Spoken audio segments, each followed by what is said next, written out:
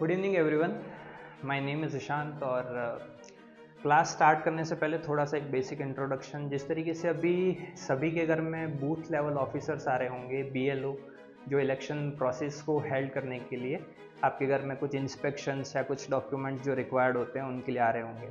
और साथ ही अगर आपने अभी प्रीवियस डेज़ का कुछ न्यूज़पेपर देखा होगा तो उसमें आपको पता होगा कि जो नीतीश कुमार हैं, श्री नीतीश कुमार, बिहार की जो CM की कुर्सी है उसके लिए 10th टाइम पे ओथ ले रहे हैं। तो वो अभी सारी चीज़ें जो हैं वो इलेक्शन प्रोसेस के थ्रू हुई है, ठीक है। और इससे बेटर टाइम इलेक्शन जैसे टॉपिक को समझने का कोई और हो नहीं सकता। So welcome to Alpha Mentors, my name is Ishant और in today's class we will discuss about chapter number 3, election and representation of class 11। तो क्लास को स्टार्ट करते हैं सबसे पहले और समझने की कोशिश करते हैं कि इलेक्शंस क्या होते हैं। फर्स्ट ऑफ ऑल, इलेक्शंस होते क्या हैं।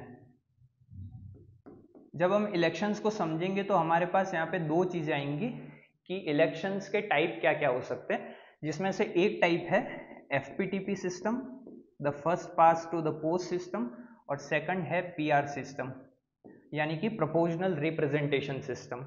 अब जो इंडिया है वो इन दोनों में से किस टाइप के इलेक्शन प्रोसेस को फॉलो करता है, ये आगे की क्लास में हम अभी थोड़ा सा अच्छे से और डिटेल से समझेंगे। साथ ही इलेक्शंस अगर किसी कंट्री के अंदर हो रहे हैं तो उसके लिए एक इंस्टीट्यूशनल डिज़ाइन का होना बहुत ज़्यादा इंपॉर्टेंट हो जाता है। इंस्टीट्यूशनल डिज़ाइन, अब ये इंस्टीट्यूशनल डिज़ाइन क्या हो सकता है, यानी कि जो इलेक्शंस को सुपरवाइज करेगा। इलेक्शन सुपरवाइज करना यानी कि इलेक्शन एक बहुत बड़ी प्रोसेस है। इस पूरी प्रोसेस को हेल्ड करने के लिए हमारे पास जो इंस्टीट्यूशनल डिज़ाइन है वो इलेक्शन कमीशन ऑफ इंडिया है, यानी कि ECI बहुत मेजर फंक्शंस रोल प्ले करता है जब इलेक्शंस को कंडक्ट करवाता है। और उसी के साथ में इलेक्शन कमीशन ऑफ इंडिया के साथ में क्या क्या प्रॉब्लम्स आ सकती हैं, और इलेक्शन कमीशन ऑफ इंडिया का जो टेन्योर है, ठीक है, उसके साथ उसकी जो कोरम है, और उसी के साथ में कौन यहाँ पे इलेक्शन कमीशन के कोरम को फुलफिल करता है, उनका टेन्योर कौन कितने टाइम तक का रहता है, और उसी के साथ में इलेक्शन कमीशन ऑफ इंडिया के जो अध्यक्ष हैं या जो मेन इलेक्शन कमीशन ऑफिसर्स हैं उनको अपॉइंट कौन करता है, प्रेसिडेंट करता है या फिर पार्लियामेंट करती है या कौन करता है, इन सारी चीज़ों को हम आगे डिस्कस करेंगे।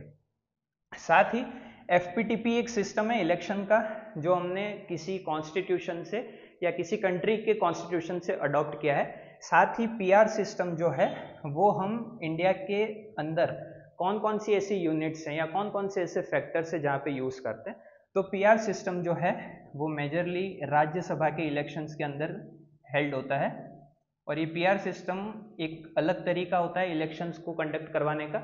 साथ ही जो FPTP प्रोसेस है, the first past to the post system, वो एक अलग तरीका हो सकता है इलेक्शन को करवाने का। इन दोनों के डिफरेंस का एक चार्ट जो है वो आगे की क्लास में हम अभी डिस्कस करेंगे, ठीक है। तो स्टार्ट करते हैं हमारे चैप्टर को। इलेक्शन करवाना, एक तरीके से डेमोक्रेटिक इलेक्शन करवाना कितना इंपॉर्टेंट हो सकता है, और कोई नेशन जो है जिस तरीके से इंडिया है, इंडिया डेमोक्रेटिक इलेक्शन करवाता है या नहीं करवाता, या जो दूसरी कंट्रीज है जहाँ पे इलेक्शंस हो रहे हैं वो डेमोक्रेटिक तरीके से हो रहे हैं या नहीं हो रहे हैं, इन सभी चीज़ों को आज की क्लास में हम बहुत अच्छी तरीके से डिस्कस करेंगे। सो फर्स्ट ऑफ ऑल, यहाँ पे डिफरेंट मेथड्स ऑफ इलेक्शन लिख रखे हैं, यानी कि इलेक्शन के क्या क्या टाइप्स हो सकते हैं मेजरली। तो यहाँ पे मेथड्स में अगर पूछे कि इंडिया के अंदर कितने टाइप्स के इलेक्शन आप देखते हैं, अगर एक सिंपल सा क्वेश्चन पूछा जाए तो आपके पास आंसर होना चाहिए, एक होता है FPTP टाइप ऑफ सिस्टम और एक होता है PR type of election system, ठीक है। FPTP means the first past to the post system of election and the PR means proportional representation type of election, ठीक है। उसके बाद the characteristic of the system of election adopted in our country, मतलब कि हमारे country के अंदर जो इलेक्शंस हो रहे हैं वो कौन से कैरेक्टरिस्टिक्स पे बेस्ड होते हैं, यानी कि जो इलेक्शन प्रोसेस हो रही है ये सारे जो सिस्टम है उसकी कैरेक्टरिस्टिक्स क्या है, इसको हम डिस्कस करेंगे। साथ ही जो हमारे इंपॉर्टेंट प्रोविजन है फ्री और फेयर इलेक्शन कराने के। किसी भी डेमोक्रेटिक कंट्री में जब हम प्रीएम्बल पढ़ते हैं और प्रीएम्बल में एक लाइन आती है, India is sovereign country, India is Republic country, India is democratic country, तो डेमोक्रेटिक कंट्री में हमेशा फ्री और फेयर इलेक्शंस का होना बहुत ज़्यादा इंपॉर्टेंट होता है। तो फ्री एंड फेयर इलेक्शन करवाने के पीछे क्या कंसेप्ट्स हो सकते हैं, इनको हम आज की क्लास में बहुत अच्छी तरीके से डिस्कस करेंगे। और साथ ही जो इलेक्टोरल रिफॉर्म्स है, इलेक्टोरल रिफॉर्म्स यानी कि कोई भी इलेक्शंस जो होते हैं वो पूरी तरीके से सही हो सकते हैं या परफेक्ट हो सकते हैं, ऐसा हम नहीं कह सकते। साथ ही कुछ चेंजेस उसमें टाइम के साथ रिक्वायर्ड होते हैं, और वही चीज़ें जो हैं वो इलेक्टोरल रिफॉर्म्स कहलाती है। यानी कि चुनाव संबंधित अगर कोई सुधार की ज़रूरत है इंडिया को या किसी और कंट्री को, तो वो इलेक्टोरल रिफॉर्म्स कहलाती है। ठीक है। सो फर्स्ट ऑफ ऑल यहाँ पे 2 पॉइंट्स हैं। Can we have a democracy without holding elections and can we hold elections without having democracy. यहाँ पे 2 सिंपल सी चीज़ें लिखी हैं कि क्या डेमोक्रेसी के बिना इलेक्शंस करवाए जा सकते हैं, डेमोक्रेसी यानी कि हम लोग, we the people of India, और डेमोक्रेसी के बिना इलेक्शंस करवाए जा सकते हैं। तो यहाँ पे सिंपल सा आंसर है कि अगर डेमोक्रेसी नहीं है या डेमोक्रेटिक वे नहीं है आपके पास इलेक्शन करवाने का, तो इलेक्शन जो है वो फ्री और फेयर नहीं हो सकता। ठीक है। यानी कि एक बहुत बड़ी कंट्री है जैसे कि इंडिया, बहुत ज़्यादा डाइवर्स है, पॉपुलेशन बहुत ज़्यादा है, उसमें अगर डेमोक्रेसी है और डेमोक्रेटिक वे है, तब जाके इलेक्शंस जो होंगे वो डेमोक्रेटिक वे में हो सकते हैं। सो फर्स्ट ऑफ ऑल यहाँ पे कुछ इंपॉर्टेंट चीज़ें हैं, जैसे कि large democracy. Large democracy means India. India क्या है, एक लार्ज डेमोक्रेसी का पार्ट है। ठीक है। यानी कि इंडिया जो है वो एक बहुत बड़ी पॉपुलेशन के साथ में एक कंट्री को रन कर रहा है। अब इंडिया के अंदर इतनी बड़ी पॉपुलेशन है तो यहाँ पे डायरेक्ट डेमोक्रेसी नहीं हो सकती। ठीक है। यहाँ पे डायरेक्ट डेमोक्रेसी नहीं होती।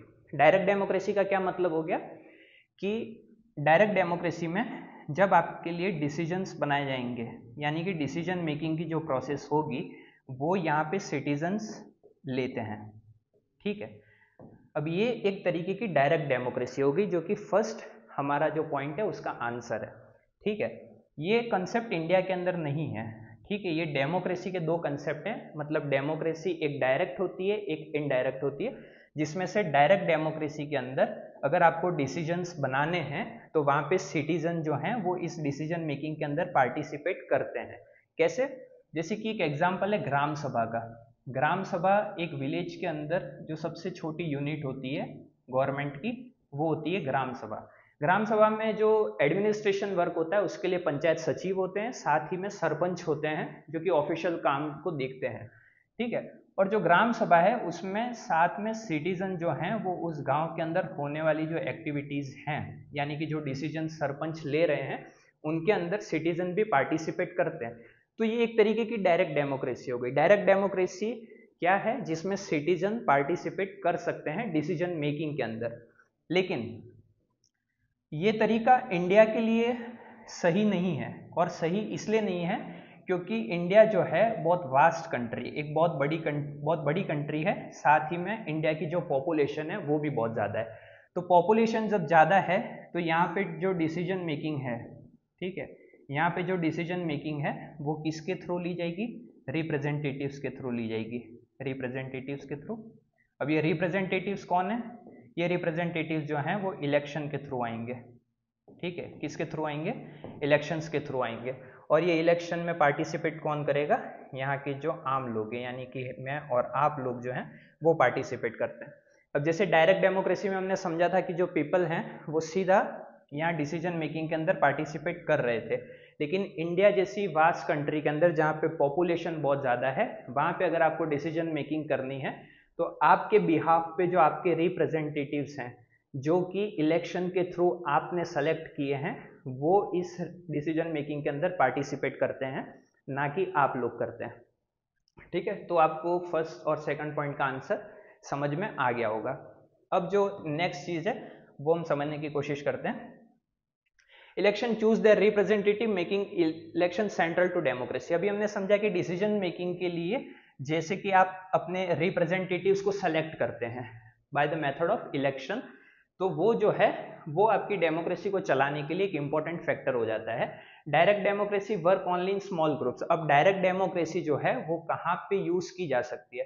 तो डायरेक्ट डेमोक्रेसी का एक एंशिएंट एग्जांपल जो है वो आपको एंशिएंट ग्रीक के अंदर देखने को मिल सकता है। ठीक है।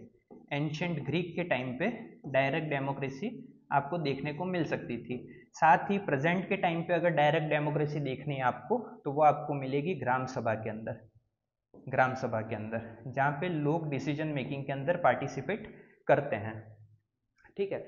इन इनडायरेक्ट डेमोक्रेसी, लेकिन इनडायरेक्ट डेमोक्रेसी के अंदर क्या होता है, सिटीजन जो हैं वो अपने रिप्रेजेंटेटिव्स के थ्रू डिसीजन मेकिंग में पार्टिसिपेट करते हैं। इसको थोड़ा सा सिंपल करके समझने की कोशिश करें अगर, तो एक पार्लियामेंट है हमारी दिल्ली के अंदर, लोकसभा और राज्यसभा। लोकसभा के अंदर कोई बिल आता है और वो बिल आगे चल के एक लॉ बनता है, उसके अंदर कोई भी चीज़ इंडिया के लिए की जा सकती है जिसके लिए डिसीजंस लेना इम्पोर्टेंट हो जाता है। अब वो जो बिल है जिसके लिए डिसीजन लिया जा रहा है उसमें ना तो लोग जो हैं वो पार्टिसिपेट कर रहे हैं, उसमें कौन पार्टिसिपेट कर रहा है, जो हमारे थ्रू हमने रिप्रेजेंटेटिव्स को सेलेक्ट किया, यानी कि कौन, एमपीज। एमपी यानी कि मेंबर ऑफ पार्लियामेंट जो हैं, जो हमारे थ्रू इलेक्शन जीत के पार्लियामेंट में पहुंचे, अब वो हमारे रिप्रेजेंटेटिव हैं और वो हमारे बिहाफ पे इनडायरेक्ट डेमोक्रेसी के अंदर हमारे जो डिसीजन मेकिंग्स हैं उनके अंदर पार्टिसिपेट कर रहे हैं। तो डायरेक्ट डेमोक्रेसी क्या थी, जहाँ पे ग्राम सभा जैसा एक एग्जाम्पल देखने को मिलता है, जहाँ पे जो लोग हैं वो सीधा डिसीजन मेकिंग के अंदर पार्टिसिपेट करते हैं। जबकि इनडायरेक्ट डेमोक्रेसी जो है उसके अंदर क्या होता है, जो हमारे रिप्रेजेंटेटिव्स हैं, जो इलेक्शंस के थ्रू जिनको हमने जिताया है, वो हमारे डिसीजन मेकिंग के लिए पार्टिसिपेट करते हैं। Not all elections are democratic. अब कई बार क्या होता है कि बहुत सारी कंट्रीज जो हैं जो डिक्टेटरशिप को फॉलो करती हैं, लाइक चाइना का एक एग्जांपल ले ले तो कम्युनिस्ट पार्टी है वहाँ पे, वहाँ के एक ही लीडर हैं, एक ही रूलर हैं जो कंटिन्यूस एक ही पार्टी रूल करते आ रही है। लेकिन इंडिया जो है वो डेमोक्रेटिक वे में इलेक्शन को हेल्ड करवाता है। डेमोक्रेटिक वे में यानी कि कोई बड़ी पार्टी है जो मेजोरिटी के साथ अपनी गवर्नमेंट को बनाती है, ठीक है, लेकिन उसी के साथ साथ में एक अपोजिशन पार्टी भी होती है। अपोजिशन पार्टी के साथ साथ में कुछ छोटी पार्टीज भी होती है जिनको कम सीट्स मिली होती है, उनको इतनी मेजोरिटी नहीं मिलती है, लेकिन फिर भी वो पार्लियामेंट में अपना रिप्रेजेंटेशन देती है। लेकिन कई कंट्रीज जो होती हैं वो डिक्टेटरशिप्स को फॉलो करती हैं, एक ही पार्टी जो है कंटिन्यू रूल कर रही है वहाँ पे कई सालों से, लेकिन फिर भी वो वर्ल्ड अफेयर्स के कंटेक्स्ट में अपने आप को ऐसा बताती हैं कि जो हमारे यहाँ पे इलेक्शंस हो रहे हैं वो एज अ डेमोक्रेटिक वे में इलेक्शंस हो रहे हैं। और डेमोक्रेटिक वे में इलेक्शंस होते हैं ये बताने के पीछे क्या रीजन है, और इंडिया जब डेमोक्रेटिक वे में इलेक्शंस को करवाता है तो ये डेमोक्रेटिक वे ऑफ इलेक्शन क्या हो सकता है, इसको अभी हम अच्छे से समझेंगे।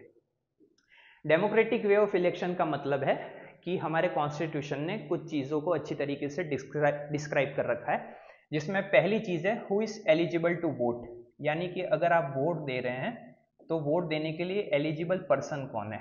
यहाँ पे कोई भी पर्सन जो है वो वोट दे सकता है, ठीक है, क्वेश्चन मार्क है, कोई भी पर्सन वोट दे सकता है ऐसा नहीं है, क्योंकि हम यूनिवर्सल अडल्ट फ्रेंचाइज को फॉलो करते हैं। यूनिवर्सल अडल्ट फ्रेंचाइज को फॉलो करते हैं जिसमें एक पर्सन है जो 18 ईयर्स से अबव है, ठीक है, 18 ईयर्स से अबव है, वो वोट देने के लिए एलिजिबल है इंडिया के अंदर, ठीक है।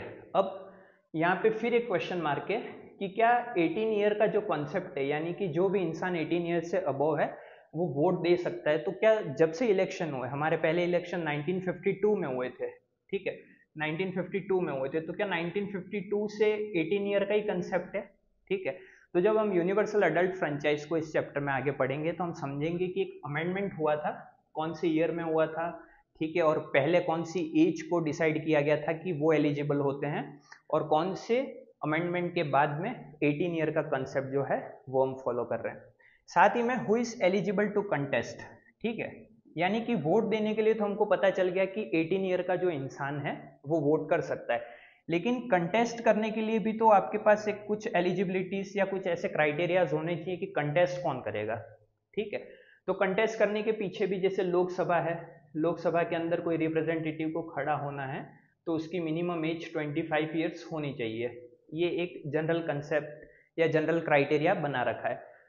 जब ये दोनों चीजें हमारे सामने क्लियर हो जाती हैं कि अगर कोई व्यक्ति 18 साल से ऊपर का है, person who is above 18 year old, तो वो इलेक्शंस के अंदर पार्टिसिपेट कर सकता है। एक 25 ईयर का इंसान लोकसभा के अंदर कंटेस्ट कर सकता है, इलेक्शंस में खड़ा हो सकता है, लेकिन इन दोनों के बाद इन इलेक्शंस को सुपरवाइज कौन करेगा। अगर इलेक्शन को कोई सुपरवाइज करने वाला नहीं है, ठीक है, इन इलेक्शंस की सारी प्रोसेस को अच्छे से चलाने वाला कोई नहीं है, कोई अथॉरिटी नहीं है, कोई अच्छा सा कमीशन नहीं है, तो फिर ये जो इलेक्शन है वो सुपरवाइज कैसे किए जाएंगे, और जब तक सुपरवाइज नहीं किए जाएंगे तो फ्री एंड फेयर इलेक्शन कैसे होगा। जब फ्री एंड फेयर इलेक्शन नहीं होगा तो फिर इंडिया जो है वो अपने इलेक्शन को डेमोक्रेटिक कैसे कहेगा। तो यहाँ पे जो क्वेश्चन है उसका आंसर हमारे पास है, और वो ये है कि हमारे पास एक इलेक्शन कमीशन ऑफ इंडिया है जो इन सारे इलेक्शंस को सुपरवाइज करता है। लेकिन इलेक्शन कमीशन ऑफ इंडिया जो है वो कुछ प्रिंसिपल्स हैं इलेक्शन कमीशन ऑफ इंडिया के, लाइक पार्लियामेंट हो गया, प्रेसिडेंट हो गया, वाइस प्रेसिडेंट हो गया, ठीक है, उनकी जो इलेक्शंस हैं उनको सुपरवाइज करते हैं। जो अर्बन बॉडी है, जो लोकल बॉडीज के इलेक्शंस होते हैं उनको सुपरवाइज कौन करता है, तो वो स्टेट जो है आपका, वहाँ की जो इलेक्शन कमीशन है वो सुपरवाइज करती है। जब हम इलेक्शन कमीशन इंडिया आगे की क्लास में समझेंगे तो इसको थोड़ा सा और डिटेल से समझेंगे। How do voters choose there representatives, ठीक है, फ्री एंड फेयर इलेक्शन करवाने के पीछे और जो डेमोक्रेटिक तरीका है इलेक्शंस को करवाने का, उसके लिए सबसे इंपॉर्टेंट ये भी है कि जो वोटर्स हैं, वोटर्स कौन है, जो 18 ईयर्स के हैं जो वोट दे रहे हैं, वो अपने रिप्रेजेंटेटिव्स को सेलेक्ट कैसे करते हैं, ये भी तो एक इंपॉर्टेंट फैक्टर हो जाता है। और how are the votes to be counted and representatives elected, ठीक है। तो अब यहाँ पे वोट्स जो हैं वो काउंट कैसे किए जाएंगे, तो यहाँ पे एक तरीका आता है कि वोट काउंट कैसे करेंगे। वोट काउंट करने के लिए दो तरीके हो सकते हैं जो कि हमने अभी समझे थे। अगर इंडिया एफपीटीपी सिस्टम को फॉलो करता है तो वोट अलग तरीके से काउंट होंगे, अगर पीआर सिस्टम को सेलेक्ट करता है तो वोट अलग तरीके से काउंट होंगे। अब इंडिया ने इन दोनों सिस्टम में से कौन से सिस्टम को अपनाया है वो हम अभी आगे की क्लास में देखेंगे, ठीक है। The constitution of India ensure free and fair election and fair representation by clearly answering all key questions that make an election truly democratic, ठीक है। तो जो कॉन्स्टिट्यूशन है उसमें ये सारी चीज़ों को बहुत अच्छी तरीके से लिखा गया है, और ये सारी चीज़ें जब आपके सामने हैं तो आप एक अच्छा आंसर दे सकते हैं कि इन सारी चीज़ों के चलते जो इंडिया है वो डेमोक्रेटिक इलेक्शंस को करवाता है, ऐसा हम कह सकते हैं, ठीक है। क्योंकि हमने वोटर्स की एज को बता रखा है, जो कंटेस्टेंट है उसकी एज को बता रखा है, फिर वोट काउंट कैसे होंगे, फिर सुपरवाइज इलेक्शन को सुपरवाइज करने के लिए कोई अथॉरिटी है या नहीं है, उसको बहुत अच्छी तरीके से कॉन्स्टिट्यूशन में लिख रखा है, ठीक है। अब आता है election system in India. First FPTP जो है, एफपीटीपी इसलिए इंपॉर्टेंट है क्योंकि इंडिया जब इलेक्शंस को करवाता है तो वो एफपीटीपी सिस्टम ऑफ इलेक्शंस को लीड करता है, यानी कि एफपीटीपी सिस्टम जो है वो इंडिया ने अपनाया हुआ है हमारे यहाँ पे इलेक्शंस करवाने के लिए, ठीक है। तो एफपीटीपी सिस्टम क्या होता है, जनरली एक बहुत सिंपल सा कॉन्सेप्ट है। अगर दो पार्टीज हैं, दो पार्टीज के 4 कैंडिडेट्स हैं, ठीक है, यहाँ पे मेरे पास में 4 कैंडिडेट्स हैं, 4 कैंडिडेट्स में एक को मिले 40 वोट्स, एक को मिले 32, एक को मिले 28 और एक को मिले 67 वोट्स, ठीक है। तो एफपीटीपी सिस्टम ये बताता है कि जिन भी कैंडिडेट्स को हाईएस्ट वोट मिले हैं, यानी कि यहाँ पे जो लास्ट वाले कैंडिडेट हैं जिनको 67 वोट्स मिले वो विनर हो जाएंगे, बाकी यहाँ पे ये जो है वो इस रेस से बाहर हो जाएंगे, ठीक है। ये जनरल कंसेप्ट है एफपीटीपी सिस्टम का, यानी कि एफपीटीपी सिस्टम हमको ये बताता है कि जिस भी कैंडिडेट को सबसे ज़्यादा वोट मिले हैं वो इंडिया के अंदर इलेक्शन जीत जाएगा। और जो इलेक्शन वाला जो तरीका है एफपीटीपी और पीआर में, तो हम जो इंडिया के अंदर अपनाते हैं वो एफपीटीपी सिस्टम है। लेकिन एफपीटीपी सिस्टम थोड़ा सा कुछ और भी बताता है हमको, जो यहाँ पे एक मेजर चार्ट है और उसके बारे में यहाँ पे लिखा हुआ है जिसको हम अभी अच्छे से समझते हैं। यहाँ पे आप देखिए जो कांग्रेस पार्टी है 1984 के अंदर इलेक्शन होते हैं तब का ये चार्ट है, कब होते हैं 1984 के अंदर। 1984 में जब इलेक्शन होते हैं लोकसभा के तो कांग्रेस पार्टी को जो वोट्स हैं वो तो 48% मिले, मतलब कि 100% अगर वोट हैं तो उसमें से सिर्फ 48% वोट कांग्रेस को मिले, लेकिन जो सीट्स मिली हैं वो 415 मिली हैं। अब 415 कितने में से मिली हैं, तो इंडिया जो है वो 543 कॉन्स्टिट्यूएंसीज के अंदर बटा हुआ है, जिसमें से यहाँ पे सीट्स कितनी मिली हैं 415, यानी कि मेजरली जो 80% वोट्स सीट्स हैं वो कांग्रेस को मिली हैं। लेकिन 80% सीट्स मिली हैं, वोट सिर्फ 48% मिले। ऐसा क्यों, तो ऐसा इसलिए क्योंकि इंडिया जो है वो एफपीटीपी सिस्टम को अपनाता है। अब इसको थोड़ा सा और अच्छे से समझने की कोशिश करते हैं। इंडिया जो है वो एफपीटीपी सिस्टम या फिर प्लूरलिटी सिस्टम पीएस सिस्टम को अपनाता है अपने इलेक्शंस के लिए, ठीक है। एफपीटीपी में क्या होता है, जो कैंडिडेट है जिसको सबसे ज्यादा वोट्स मिले हैं वो जीत जाएगा, और ऐसा कोई भी क्राइटेरिया नहीं है कि आपको मेजोरिटी वोट्स के साथ में जीतना है। लाइक मेजोरिटी वोट्स यानी कि अगर कोई कैंडिडेट 50% +1 के साथ में अपने वोट्स मिलते हैं किसी कैंडिडेट को, तब जाके वो विनर कहलाएगा। ऐसा कोई कंसेप्ट नहीं है एफपीटीपी सिस्टम के अंदर। यहाँ पे सिर्फ इतना सा है कि अगर दो कैंडिडेट हैं, दो कैंडिडेट में एक को 60% वोट मिले, एक को 40 वोट मिले, तो 60 वाला जीत जाएगा, 40 वाला हार जाएगा। यहाँ पे ऐसी कोई मेजोरिटी नहीं है कि 50% के साथ में, यानी कि मेजोरिटी ऑफ वोट्स के साथ में आपको जीतना है। जैसा कि हमने एग्जाम्पल में समझा यहाँ पे कि 543 कॉन्स्टिट्यूएंसीज में से 415 कॉन्स्टिट्यूएंसीज 1984 के इलेक्शन में कांग्रेस पार्टी को मिलती हैं, लेकिन जो वोट्स मिलते हैं वो सिर्फ 48% मिलते हैं। तो यहाँ पे 50% भी पूरे वोट्स नहीं मिल रहे, लेकिन जो सीट्स मिली हैं वो 543 में से 415 सीट्स मिल गई है। ठीक है, तो यहाँ पे जो एफपीटीपी बताता है कि हमको कोई भी मेजोरिटी परसेंट का कॉन्सेप्ट एफपीटीपी के अंदर नहीं है। ठीक है, आ गया समझ में। Votes for losing candidate go waste because they did don't convert into seats. अब जो मेजोरिटी में जो 60% के साथ विनर है और जो 40% के साथ इस चुनाव को हार गया है, तो ये जो 40% वोट्स हैं वो वेस्ट चले जाएंगे, वो सीट्स के अंदर कन्वर्ट नहीं होते।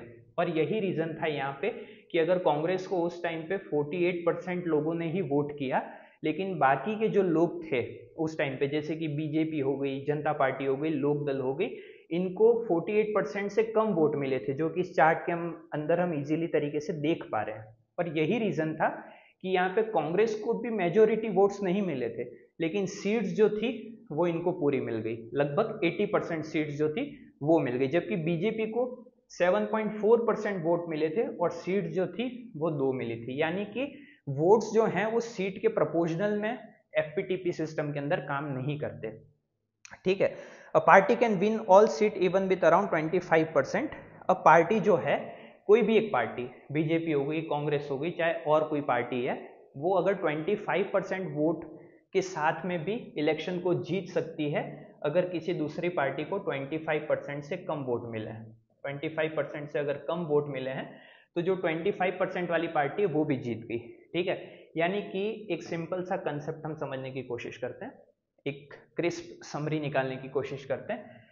100 लोग हैं, ठीक है, 100 लोग हैं, जिसमें से सिर्फ 40% जो हैं वो इलेक्शन के अंदर पार्टिसिपेट करते हैं। 100 में से 40% जो लोग हैं वो पार्टिसिपेट कर रहे हैं। इन 40 में से 25 वोट्स जो हैं वो एक कैंडिडेट को मिल गए, साथ ही जो 15 वोट्स थे वो दूसरे कैंडिडेट को मिले। अकॉर्डिंग टू एफपीटीपी सिस्टम, जिसको 25 वोट्स मिले हैं वो विनर हो गया, जिसको 15 वोट्स मिले हैं वो हार गया इलेक्शन। ठीक है, अब एफपीटीपी सिस्टम में ये बताता है एफपीटीपी सिस्टम कि जो वोट्स हैं वो सीट्स के प्रोपोर्शनल में नहीं होते। तो इसका क्या मतलब है कि यहाँ पे 50% लोग जो थे, उन्होंने 50% लोग जो हैं उनका वोट देना कोई एसेंशियल नहीं है। यहाँ पे अगर 40% लोग वोट दे रहे हैं और उन 40 में से भी जो सबसे ज़्यादा जिसको वोट मिल रहे हैं वो जीत जाएगा। बल्कि कई बार अगर यहाँ पे ऐसा सिस्टम होता कि 100 में से 50+ मेजोरिटी के साथ में आपको वोट्स मिलने चाहिए अगर जीतना है आपको इलेक्शन, तो फिर वो एफपीटीपी के अंदर काउंट ही नहीं होता। ठीक है, तो यहाँ पे ये सिंपल सा कंसेप्ट था एफपीटीपी का। I hope you understand. लेकिन हम इसको आगे एक चार्ट में और अच्छे तरीके से डिस्कस करेंगे। अब जो है दूसरा इलेक्शन का मेथड कौन सा है? Proportional representation. प्रोपोर्शनल रिप्रेजेंटेशन के अंदर हमारे सामने एक कंट्री आती है इजराइल, और एक होती है नीदरलैंड। इजराइल और नीदरलैंड में जो है वो पीआर सिस्टम को अडॉप्ट किया गया है, PR system of election. PR system of election क्या होता है कि यहाँ पे एक लिस्ट होती है जिसके अंदर प्रेफरेंस होती है, फर्स्ट प्रेफरेंस, सेकंड, थर्ड और फोर्थ प्रेफरेंस। ठीक है, यहाँ पे अलग अलग तरीके से प्रेफरेंस दे दी जाती है, और यहाँ पे जो वोटर्स हैं यानी कि जो लोग हैं वो किसी रिप्रेजेंटेटिव को वोट नहीं कर रहे, किसी रिप्रेजेंटेटिव को वोट नहीं कर रहे, बल्कि जो वोटर्स हैं वो एक पार्टी को वोट कर रहे हैं।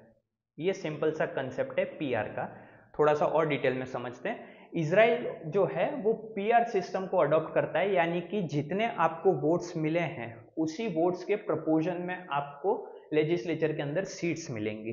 ठीक है, जैसा कि हमने पिछली स्लाइड में पढ़ा था कि जैसे कांग्रेस को सिर्फ 48% वोट मिले थे लेकिन 80% सीट्स लेजिस्लेचर के अंदर मिली थी, उसी तरीके से अगर पीआर सिस्टम होता तो 48% वोट मिलते किसी पार्टी को, तो उसको जो सीट्स मिलती वो भी 48% के प्रपोजन में ही मिलती।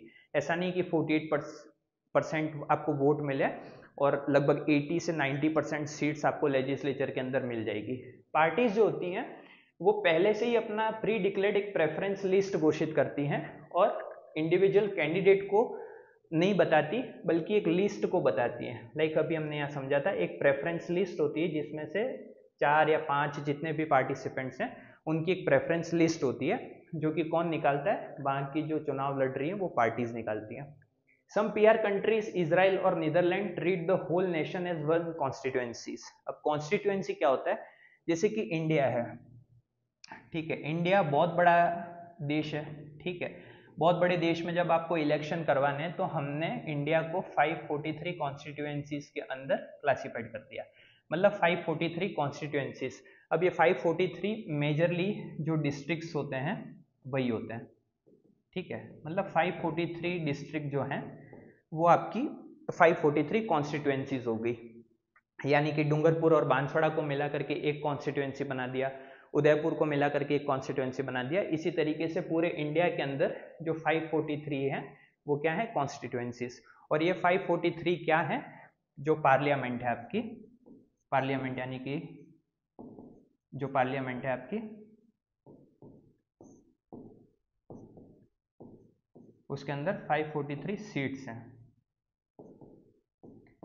ठीक है, ये 543 सीट्स हैं पार्लियामेंट के अंदर और यही 543 जो है वो कॉन्स्टिट्यूएंसीज है। मतलब कि इंडिया के अंदर 543 मेंबर्स जो हैं वो इलेक्ट होते हैं हर 5 साल में और पार्लियामेंट में अपना रिप्रेजेंटेशन देते हैं। लेकिन जो इजराइल और नीदरलैंड जैसी कंट्रीज हैं वो क्या करती हैं, पूरे नेशन को यानी कि पूरी जो कंट्री है उसी को एक कॉन्स्टिट्यूएंसी मानती है।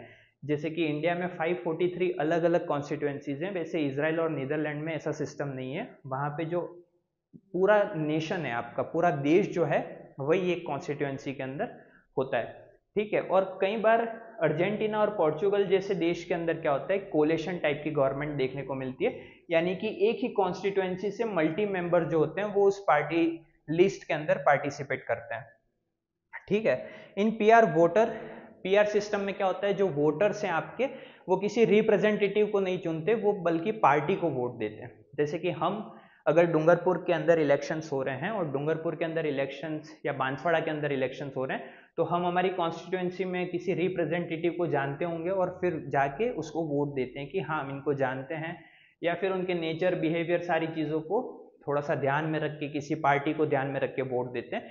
लेकिन इजराइल और नीदरलैंड जैसी कंट्रीज में क्या है, वोटर जो हैं वो किसी रिप्रेजेंटेटिव को नहीं बल्कि पार्टी को वोट देते हैं, ठीक है, क्योंकि इजराइल जो है वो पीआर सिस्टम ऑफ इलेक्शन को अपनाता है। इंडिया यूजेस पीआर, अब इंडिया जो है वो भी पीआर सिस्टम को अपनाता है। अभी थोड़ी देर पहले हमने समझा कि इंडिया तो एफपीटीपी टाइप ऑफ इलेक्शन को अपनाता था, तो इंडिया अब यहाँ पे पीआर सिस्टम को कैसे अपना रहा है, तो उसका एक सिंपल सा आंसर है कि अगर प्रेसिडेंट के इलेक्शन है, वाइस प्रेसिडेंट के इलेक्शन है, राज्यसभा के या विधान परिषद के इलेक्शन है, तो इंडिया जो है वो पीआर सिस्टम को अपनाता है। पीआर सिस्टम में जब आप राज्यसभा के पीआर सिस्टम को समझेंगे हम अभी आगे की क्लास में, तो आपको पता चलेगा कि जैसे हम इन जनरल इलेक्शंस में वोट करके आते हैं, वैसे ही राज्यसभा के इलेक्शन में हम डायरेक्ट तरीके से वोट नहीं करते।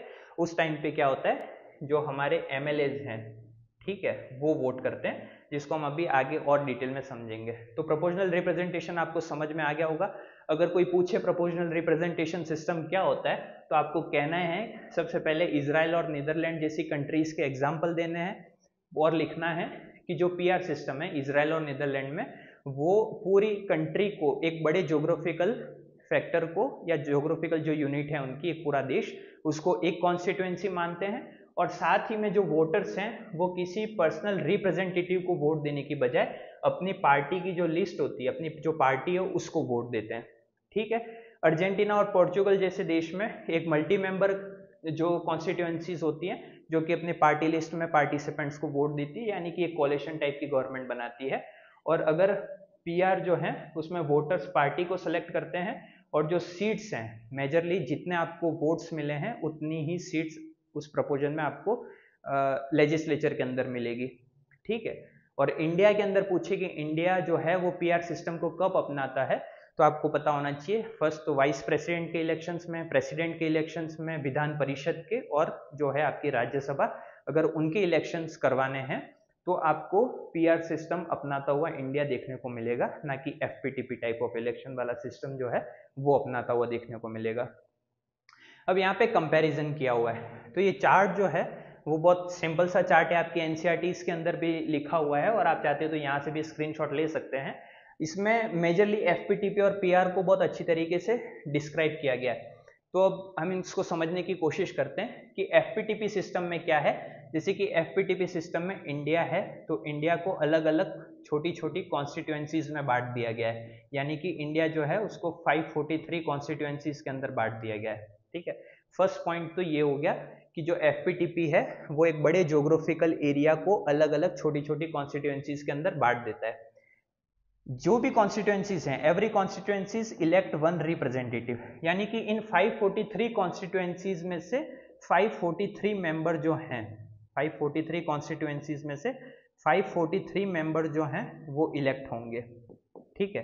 वोटर्स जो हैं वो कैंडिडेट को वोट करते हैं, मतलब कि जो वोटर्स हैं वो कैंडिडेट को वोट करते हैं। लेकिन पीआर सिस्टम में क्या था, वोटर्स जो हैं वो पार्टी को वोट करते हैं। अ पार्टी में get more seats than votes in the legislature, ठीक है। अब हमने समझा था, जो कांग्रेस का एग्जाम्पल दिया था, जिनको 48% वोट मिले थे, लेकिन सीट्स कितनी मिली थी, लगभग 414 के आसपास सीट्स मिली थी, ठीक है। तो यहाँ पे वोट कम थे लेकिन उसके प्रपोजन में सीट्स नहीं थी, सीट्स ज़्यादा थी। तो यहाँ पे लिखा गया कि जो पार्टी है उसको सीट्स ज़्यादा मिल सकती है, उसके वोट्स अगर कम हैं फिर भी उसको लेजिस्लेचर के अंदर सीट्स ज़्यादा मिल सकती हैं। लेकिन पीआर के सिस्टम में थोड़ा सा ये अपोजिट हो जाता है। Candidate who win the election may not gate majority, यहाँ पे एक पॉइंट लिखा गया, मे नॉट गेट मेजोरिटी, यानी कि अगर किसी पर्सन को, दो पर्सन है, दो कैंडिडेट हैं यहाँ पे, जिनको एक को मिले 40% और 40 वोट्स मिले, एक को मिले हैं 60 वोट्स, तो जो 60 है वो ज़्यादा है तो ये जीत जाएंगे, ये हार जाएंगे। यहाँ पे कोई भी मेजोरिटी वाला क्राइटेरिया नहीं है कि 50% प्लस 1 के साथ में आपको मेजोरिटी ऑफ वोट्स मिलने चाहिए। तो ये था आपका एफपीटीपी सिस्टम। और यहाँ पे एग्जाम्पल हैं यूके और इंडिया। तो अभी हमने समझा था कि इंडिया जो है वो इलेक्शन में एफपीटीपी सिस्टम को ही अपनाता है, लेकिन साथ में यूके भी है। तो यूके इसलिए भी एक एग्जाम्पल आपको याद रखना इंपॉर्टेंट हो जाता है, जब हम कॉन्स्टिट्यूशन को पढ़ते हैं, जो हमारा फर्स्ट चैप्टर था कॉन्स्टिट्यूशन एंड वाई, उसकी लास्ट स्लाइड में हमने एक डिस्कस की थी चीज़ कि हमने बहुत सारी ऐसी कंट्रीज हैं जहाँ से कॉन्स्टिट्यूशन के आइडियाज़ को लिया था। तो उसी में जो एफपीटीपी सिस्टम था आपका, यानी कि first past to the post system, वो कहाँ से लिया था, ब्रिटिश कॉन्स्टिट्यूशन से लिया था, ठीक है। ब्रिटिश कॉन्स्टिट्यूशन से जब एफपीटीपी जैसे सिस्टम को हमने हमारे कॉन्स्टिट्यूशन में लिखा, तो यूके भी इसका एक एग्जाम्पल बन जाता है कि यूके भी एफपीटीपी सिस्टम को फॉलो करता है।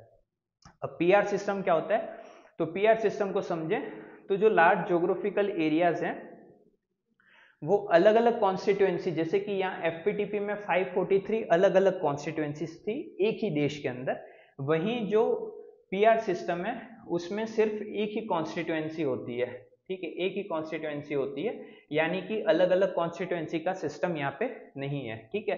द एंटायर कंट्री में be a single bliss constituency, मतलब कि पूरी जो कंट्री है आपकी, इजराइल हो गया, तो इजराइल जो है वो अगर पीआर सिस्टम को अडॉप्ट करके इलेक्शन करवा रहा है, तो इजराइल जो है वो आपकी पूरी एक तरीके से एक ही कॉन्स्टिट्यूएंसी में काउंट होगा, ठीक है।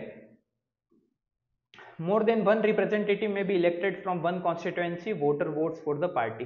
अब क्या होता है कि यहाँ पे जो था एक कॉन्स्टिट्यूएंसी से एक पर्सन जो है वो फाइट कर रहा था, लेकिन यहाँ पे क्या है कि एक ही रिप्रेजेंटेटिव जो है वो एक ही कॉन्स्टिट्यूएंसी, मतलब कि एक कॉन्स्टिट्यूएंसी है, वहां से एक से ज्यादा रिप्रेजेंटेटिव्स भी फाइट कर सकते हैं, ठीक है। और वोटर्स जो हैं वो पार्टी को वोट देते हैं, ना कि रिप्रेजेंटेटिव को वोट देते हैं। रिप्रेजेंटेटिव यानी कि जो एमएलए हो गए, एमपी हो गए, ठीक है। एवरी पार्टी जो है वो, जो भी पार्टीज हैं, अब इजराइल के अंदर जब पीआर सिस्टम के अकॉर्डिंग इलेक्शंस होगा तो उनको लेजिस्लेचर के अंदर उतनी ही सीट्स मिलेंगी जितने के उनको वोट्स मिले, उनकी पार्टी को जो वोट्स मिले हैं उसी के प्रपोजन में उनको सीट्स भी मिलेंगी। ऐसा नहीं है कि 48% वोट मिले और 80% सीट्स मिल गई। आपको अगर 48% वोट मिले तो उसी के प्रपोजन में जितनी आपके पास लेजिस्लेचर में सीट्स हैं उतनी ही सीट्स आपको मिलेंगी।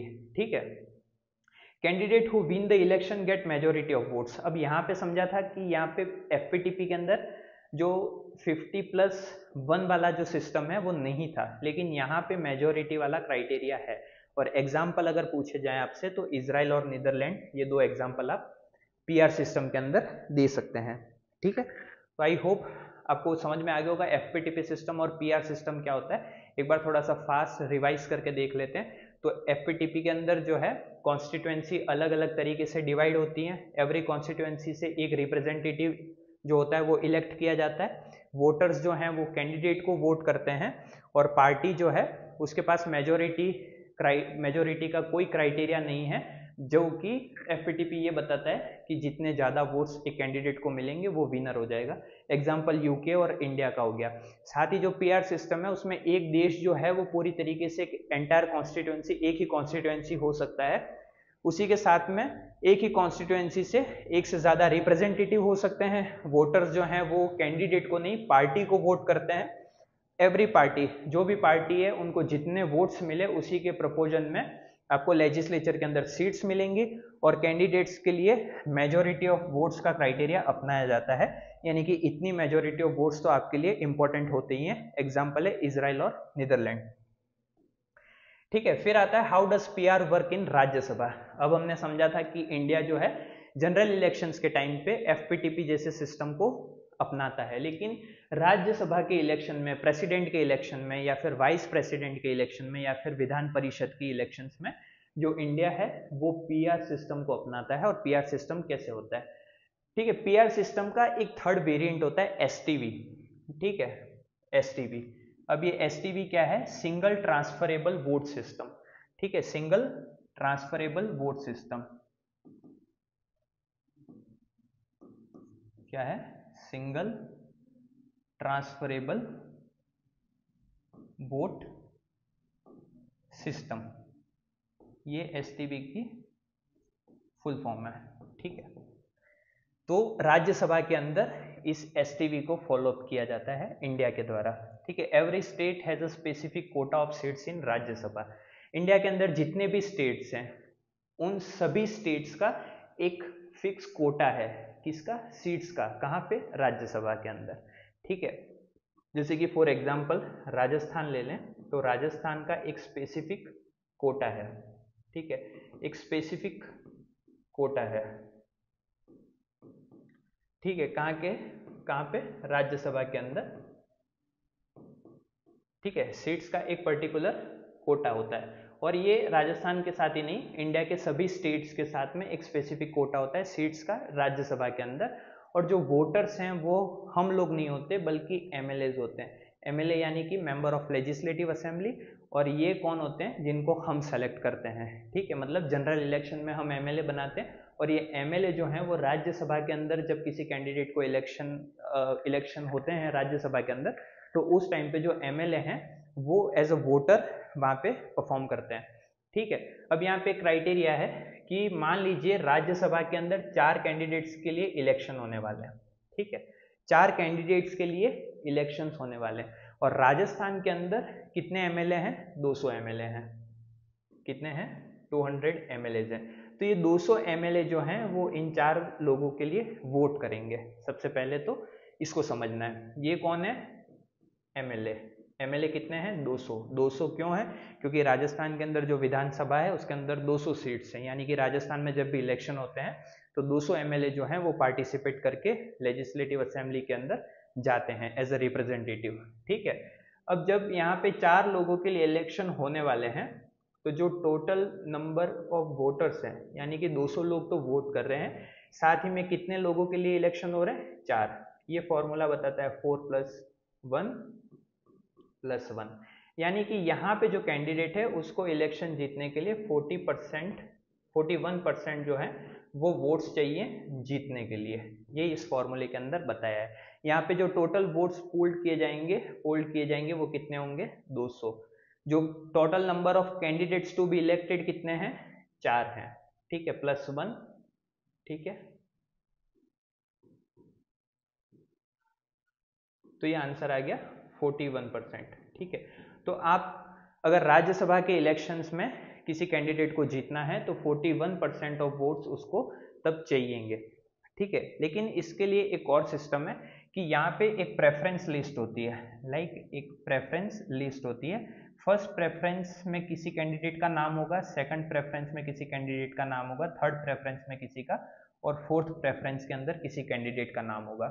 ये जो 200 लोग हैं वो अपनी प्रेफरेंस के हिसाब से इन वोटर्स को, जो कैंडिडेट्स हैं उनको लिस्ट करेंगे, ठीक है। यानी कि 200 लोग हैं, 200 लोग, कोई चाहता है कि ये पर्सन जो है वो फर्स्ट प्रेफरेंस पे रहे, कोई चाहता है कि जो थर्ड पर्सन है वो फर्स्ट प्रेफरेंस पे रहे, तो उनके अकॉर्डिंग वोट्स जो हैं उनको लिस्ट किया जाएगा और उसी के बाद में इनकी काउंटिंग होगी। जीतने के लिए आपके पास 41% वोट्स होने जरूरी हैं अकॉर्डिंग टू PR सिस्टम। ये जो फॉर्मूला है उसके अकॉर्डिंग आपके पास कितने 41% वोट्स होने जरूरी हैं। जब प्रेफरेंस यहाँ पे लिखी जाएगी तो हो सकता है कि किसी को एक को बहुत कम वोट्स मिलेंगे और जिसको बहुत कम वोट मिले हैं वो सीधा क्या हो जाएगा, एलिमिनेटेड हो जाएगा, एलिमिनेट हो जाएगा। और एलिमिनेट होने के बाद जो इनके वोट्स हैं वो जो सेकंड प्रेफरेंस के पर्सन है उनके पास चले जाएंगे। ये क्राइटेरिया तब तक चलता रहेगा जब तक कि एक फाइनल कैंडिडेट जो है वो एज अ विनर डिक्लेयर नहीं हो जाता, ठीक है। तो ये तरीका था इंडिया का राज्यसभा के अंदर इलेक्शन करवाने का, ठीक है। थोड़ा सा और अच्छे से समझें इसको। तो सबसे पहले क्या होता है कि 200 कैंडिडेट, अगर 4 कैंडिडेट हैं जो इलेक्शन लड़ रहे हैं तो उनके लिए हर स्टेट का एक स्पेसिफिक कोटा है सीट्स का राज्यसभा के अंदर, वो इनको अपनी प्रेफरेंस के अकॉर्डिंग जमाएगा। अपनी प्रेफरेंस के अकॉर्डिंग जमाने के बाद इस इलेक्शन के या इस फॉर्मूले के हिसाब से इनके पास 41% वोट जो हैं वो जीतने के लिए होने चाहिए, ठीक है। उसके बाद जो जीत गया उनके नाम यहाँ पे प्रेफरेंस लिस्ट में हैं और जिसको इनमें से सबसे ज्यादा कम वोट्स मिले हैं वो सीधे एलिमिनेट हो जाएंगे। उनके जो वोट्स हैं वो सेकंड पर्सन को, या जो भी लोग सेकंड प्रेफरेंस के अंदर आते हैं उनके पास चले जाएंगे। सेकंड प्रेफरेंस में आने के बाद ये सीरीज कंटिन्यू तब तक चलती रहेगी जब तक एक विनर जो है वो डिक्लेयर नहीं हो जाता, ठीक है। अब आता है why did India adopt FPTP system. अब हमने समझा, PR को भी अच्छे से समझा और FPTP सिस्टम को भी बहुत अच्छे से समझा, लेकिन फिर भी यहाँ पे क्वेश्चन है कि इंडिया जो है वो FPTP सिस्टम को क्यों अपनाता है। FPTP सिस्टम हमने कहाँ से लिया था, ब्रिटिश कॉन्स्टिट्यूशन से, ठीक है। कहाँ से लिया था तो आपको पता होना चाहिए, ब्रिटिश कॉन्स्टिट्यूशन से लिया था, ठीक है। और इसकी फुल फॉर्म क्या है, first past to the post system, यानी कि जिसको सबसे ज्यादा वोट मिलेंगे वो जीत जाएगा, ठीक है। FPTP जो है वो बहुत ज्यादा पॉपुलर है इंडिया के अंदर क्योंकि ये बहुत ज्यादा सिंपल है, ठीक है। अब PR सिस्टम अभी हमने राज्यसभा में समझा तो वो थोड़ा सा डिफिकल्ट हो सकता है किसी आम लोगों को समझने के लिए, लेकिन जब FPTP जैसा सिस्टम है वो इतना सिंपल है कि 2 पर्सन हैं, जिनको ज्यादा वोट मिले वो जीत जाएगा, जिनको कम वोट मिले वो हार जाएगा। अब इससे सिंपल क्राइटेरिया इलेक्शंस के लिए और क्या हो सकता है। तो इस वजह से FPTP सिस्टम जो है वो इंडिया अडॉप्ट करता है। वोटर्स जो हैं वो क्लियरली ये चूज कर सकते हैं कि जो कैंडिडेट, वोटर्स जो हैं वो अपने कैंडिडेट्स को सेलेक्ट करते हैं, ना कि जस्ट पार्टी को सेलेक्ट करते हैं। PR में हमने समझा था इजराइल के अंदर कि जैसे जो वोटर्स हैं वो पार्टी को वोट करते हैं, उसी तरीके से यहाँ पे क्या है, वोटर्स जो हैं वो अपने रिप्रेजेंटेटिव या फिर अपने कैंडिडेट जो हैं उनको सेलेक्ट करते हैं, ना कि किसी पार्टी को।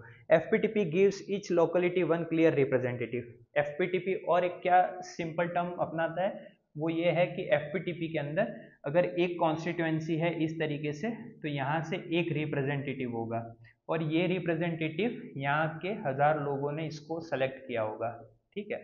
जब इन सभी लोगों ने एक रिप्रेजेंटेटिव को सेलेक्ट किया है तो इनके सामने जब कोई प्रॉब्लम्स हैं तो अकाउंटेबिलिटी के लिए ये जो है वो जिम्मेदार होंगे।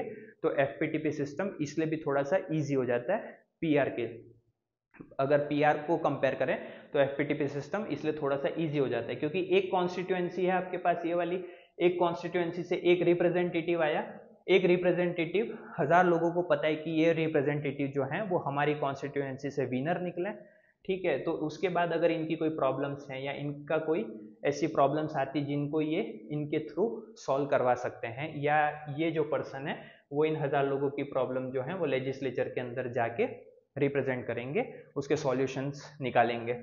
ठीक है। FPTP give each locality one clear representative. ठीक है। पीआर सिस्टम जो है वो पार्टी लिस्ट बनाता है, so voter choose parties not individual candidate. अब पीआर सिस्टम क्या करता है, अपनी पार्टी लिस्ट को बनाता है, तो जो वोटर्स हैं वो पार्टी को वोट देते हैं, ठीक है, ना कि इंडिविजुअल कैंडिडेट को।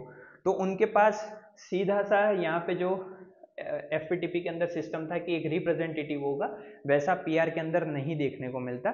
इस वजह से भी इंडिया जो है वो एफपीटीपी जैसे सिस्टम को, जो कि थोड़ा सा सिंपल है पीआर से, उसको अडॉप्ट करता है। और कॉन्स्टिट्यूशन मेकर्स जो थे उनका ये बिलीव था कि पीआर जो है वो एक तरीके से स्टेबल गवर्नमेंट पार्लियामेंट्री सिस्टम के अंदर नहीं दे सकता।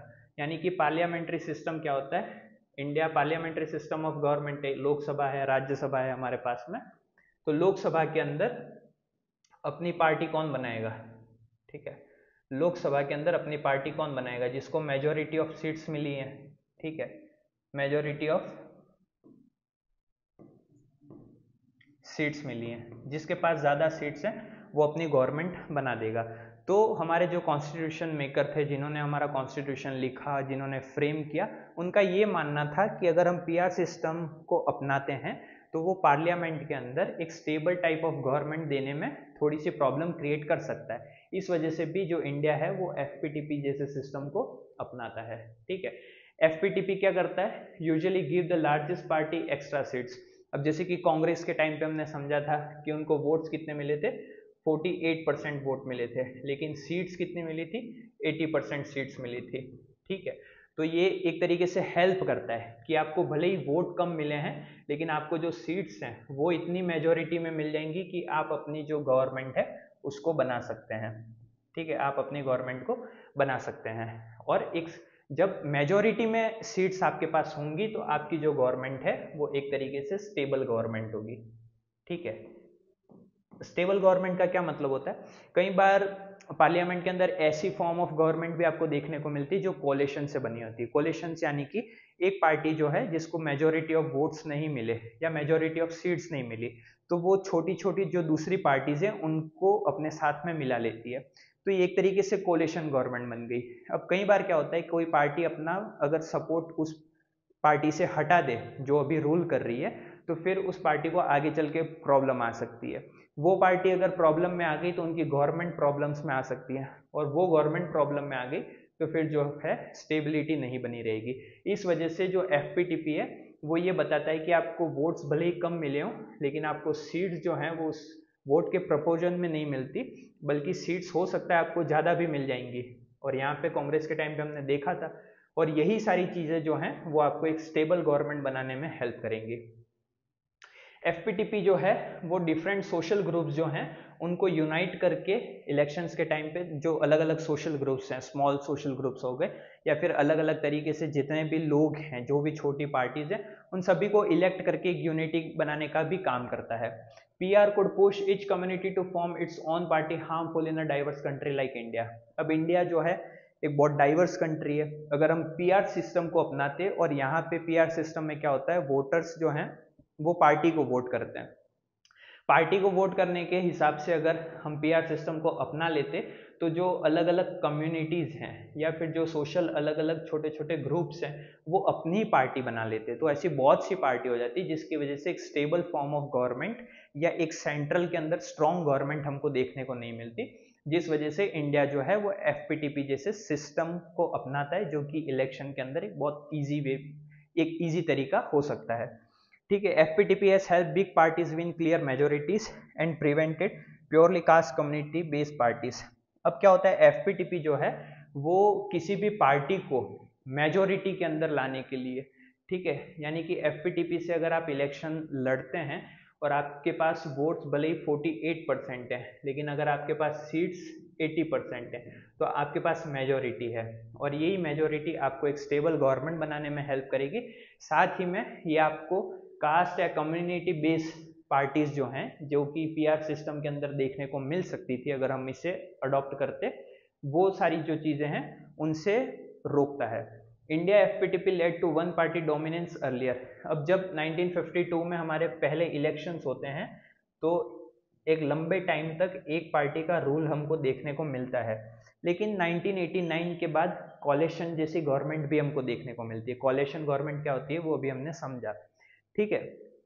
तो 1952 से 1989 के टाइम पीरियड तक में क्या होता है कि एक पार्टी का डोमिनेंस, मतलब एक ही पार्टी जो है वो कंटिन्यू मेजोरिटी के साथ अपनी गवर्नमेंट बना रही है, ये हमको देखने को मिलता है। लेकिन 1989 के अंदर क्या होता है कि एक कॉलेशन गवर्नमेंट जो है वो भी सामने आती है, और उसके बाद जो छोटी मोटी पार्टीज हैं या दो पार्टीज के बीच में जो कॉम्पिटिशन है वो भी हमको इंडिया के अंदर देखने को मिलता है। यानी कि इतने साल तक 1952 से 1989 तक सिर्फ एक पार्टी थी, लेकिन 1989 में हमको क्या देखने को मिला, कॉलेशन गवर्नमेंट भी देखने को मिली, ठीक है, कॉलेशन गवर्नमेंट भी देखने को मिली। और कॉलेशन गवर्नमेंट के साथ में अब यहाँ पे दो पार्टीज हमको देखने को मिलती हैं। दो पार्टीज होंगी तो इनके रिप्रेजेंटेटिव अलग अलग होंगे, तो कुछ वोटर्स इनको सपोर्ट करेंगे, कुछ वोटर्स इनको सपोर्ट करेंगे, और इससे एक तरीके के इलेक्शन में बैलेंस बना रहेगा। ये सारी सिस्टम जो है वो हमको 1989 के बाद से देखने को मिलते हैं। अब आता है रिजर्वेशन ऑफ कॉन्स्टिट्यूएंसीज, ठीक है। कॉन्स्टिट्यूएंसीज कितनी थी, 543 थी। कितनी थी, इंडिया के अंदर 543 कॉन्स्टिट्यूएंसीज हैं।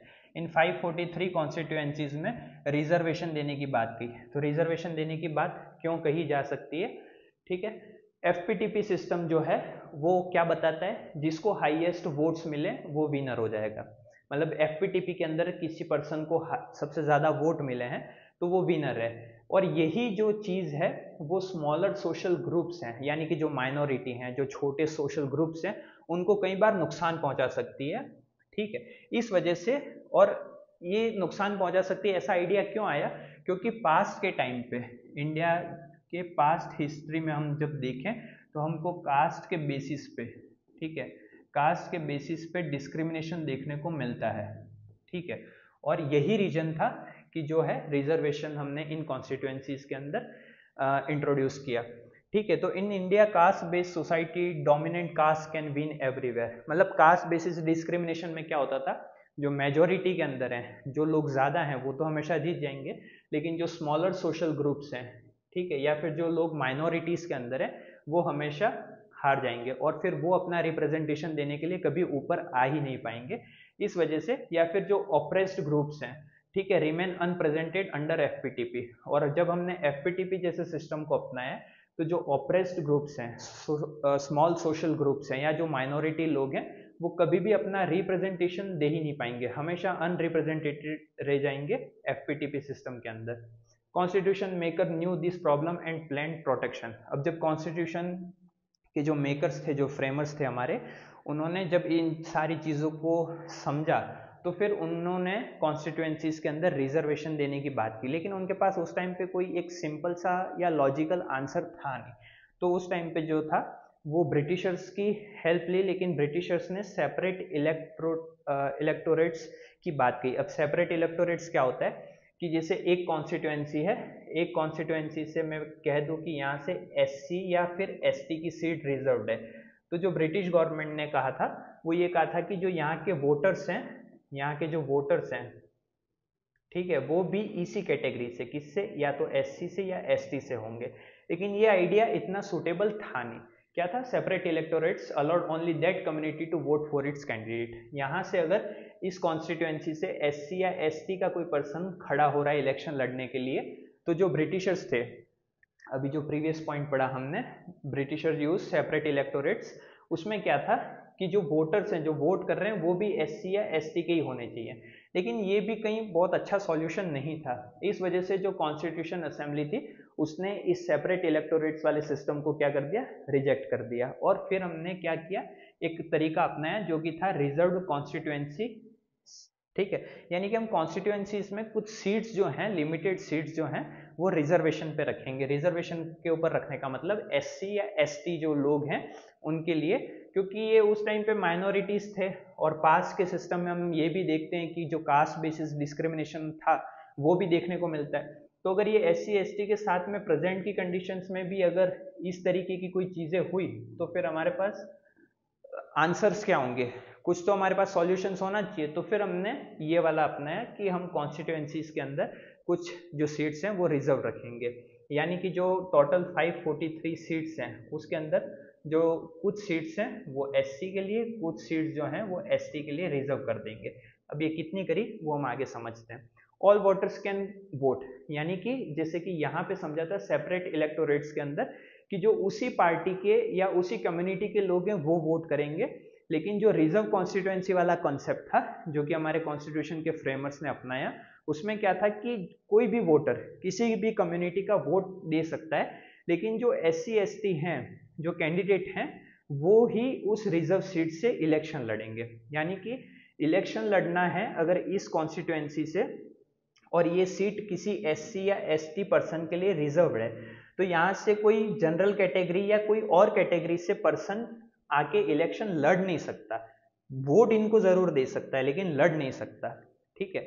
Reservation help groups spread across India but small in each constituencies, और यही रिजर्वेशन जो था वो हेल्प करता है इन सारे ग्रुप्स को अपना रिप्रेजेंटेशन देने के लिए। और अगर ये वाला फॉर्मूला अगर हम अपनाते हैं हमारे कॉन्स्टिट्यूशन के अंदर, तो ये जो ग्रुप्स हैं जो कि थोड़े से बैकवर्ड हैं या फिर थोड़े से रिजर्व्ड हैं या फिर माइनॉरिटीज के अंदर काउंट होते हैं, इनको भी अपना रिप्रेजेंटेशन देने का मौका मिलेगा।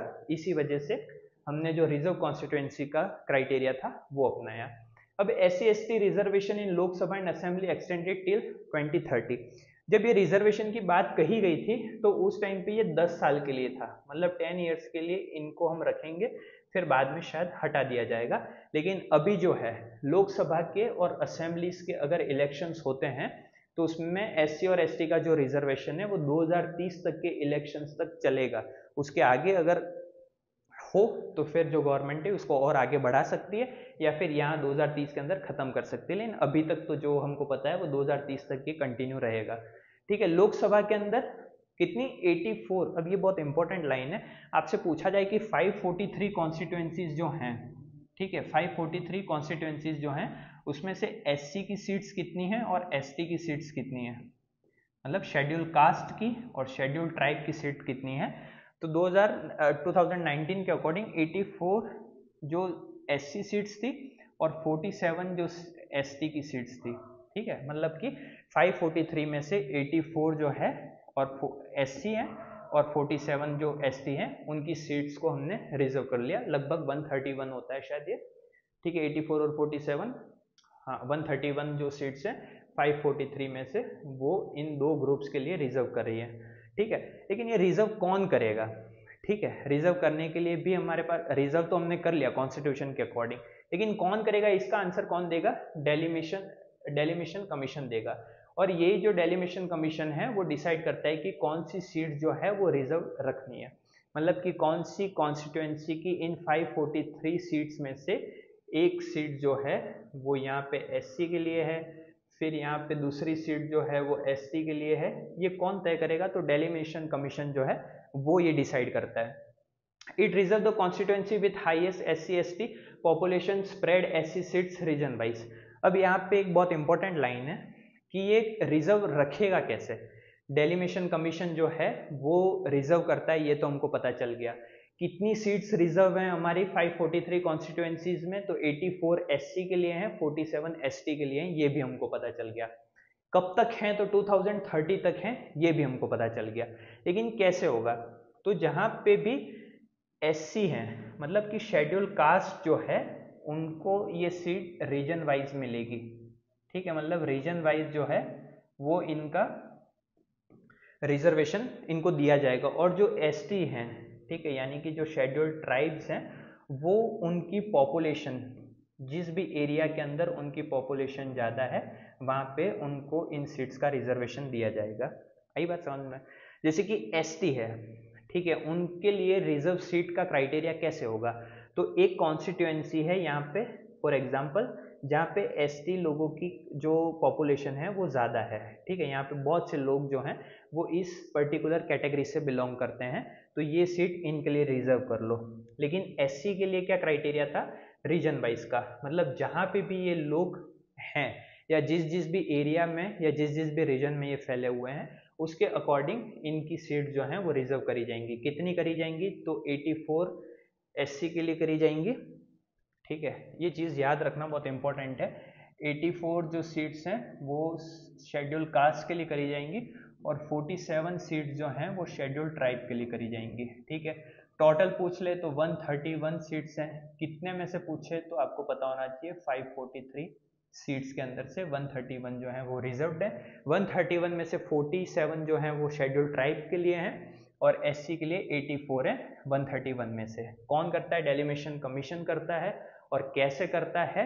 तो SC के लिए रीजन वाइज करता है, ST के लिए अकॉर्डिंग टू इट्स पॉपुलेशन ये जो सीट्स हैं वो रिजर्व की जाती है।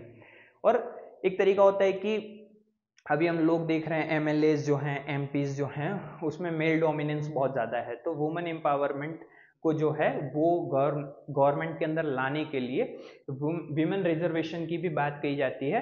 तो विमेन जो रिजर्वेशन है नाउ पास अंडर नारी शक्ति वंदन अभियान 2023 for legislative Lok Sabha and assemblies. ठीक है, मतलब कि नारी शक्ति वंदन कोई एक अभियान चला, अधिनियम था, उसके अंडर में 2023 से लोकसभा और असेंबलीज के जो इलेक्शन होंगे यानी कि विधानसभा के हर स्टेट के अंदर और लोकसभा के सेंट्रल में जो इलेक्शंस होंगे उनके अंदर विमेन एम्पावरमेंट को बढ़ाने के लिए, विमेन्स के रोल को बढ़ाने के लिए उनको भी रिजर्व किया गया है।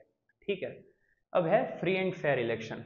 जब हमने फर्स्ट चीज समझी थी तो यहाँ पे हम समझते हैं कि इंडिया हमारी जो कंट्री है वो अडॉप्ट करता है FPTP सिस्टम को, FPTP सिस्टम को।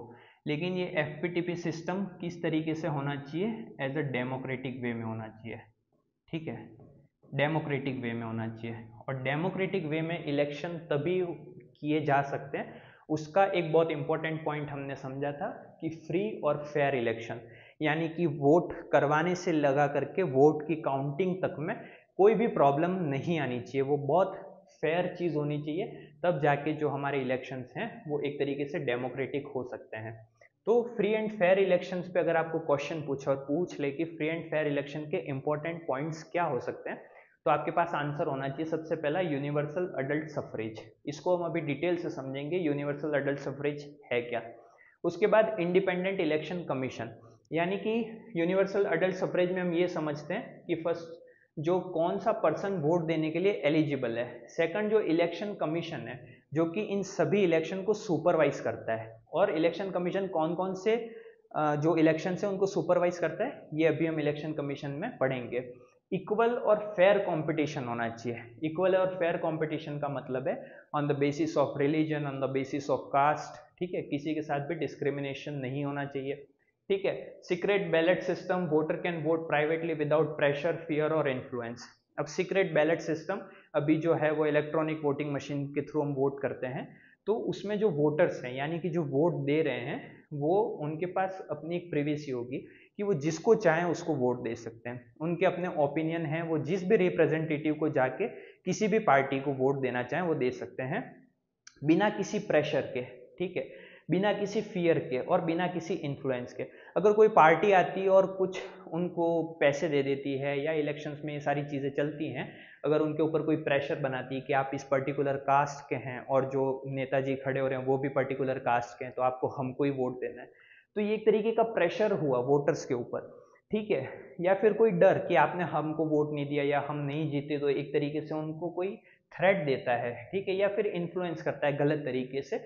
तो अगर ये सारी चीजें होती हैं तो फिर फ्री एंड फेयर इलेक्शन होगा ही नहीं, और फ्री एंड फेयर इलेक्शन नहीं होगा तो इंडिया डेमोक्रेटिक तरीके से इलेक्शन करने में फेल हो जाएगा। इसलिए ये जो सिस्टम है उसको हमने बहुत अच्छी तरीके से अपनाया हुआ है कि जो वोटर्स हैं वो बिना किसी प्रेशर के, बिना किसी फियर के, बिना किसी इन्फ्लुएंस के वोट करेंगे।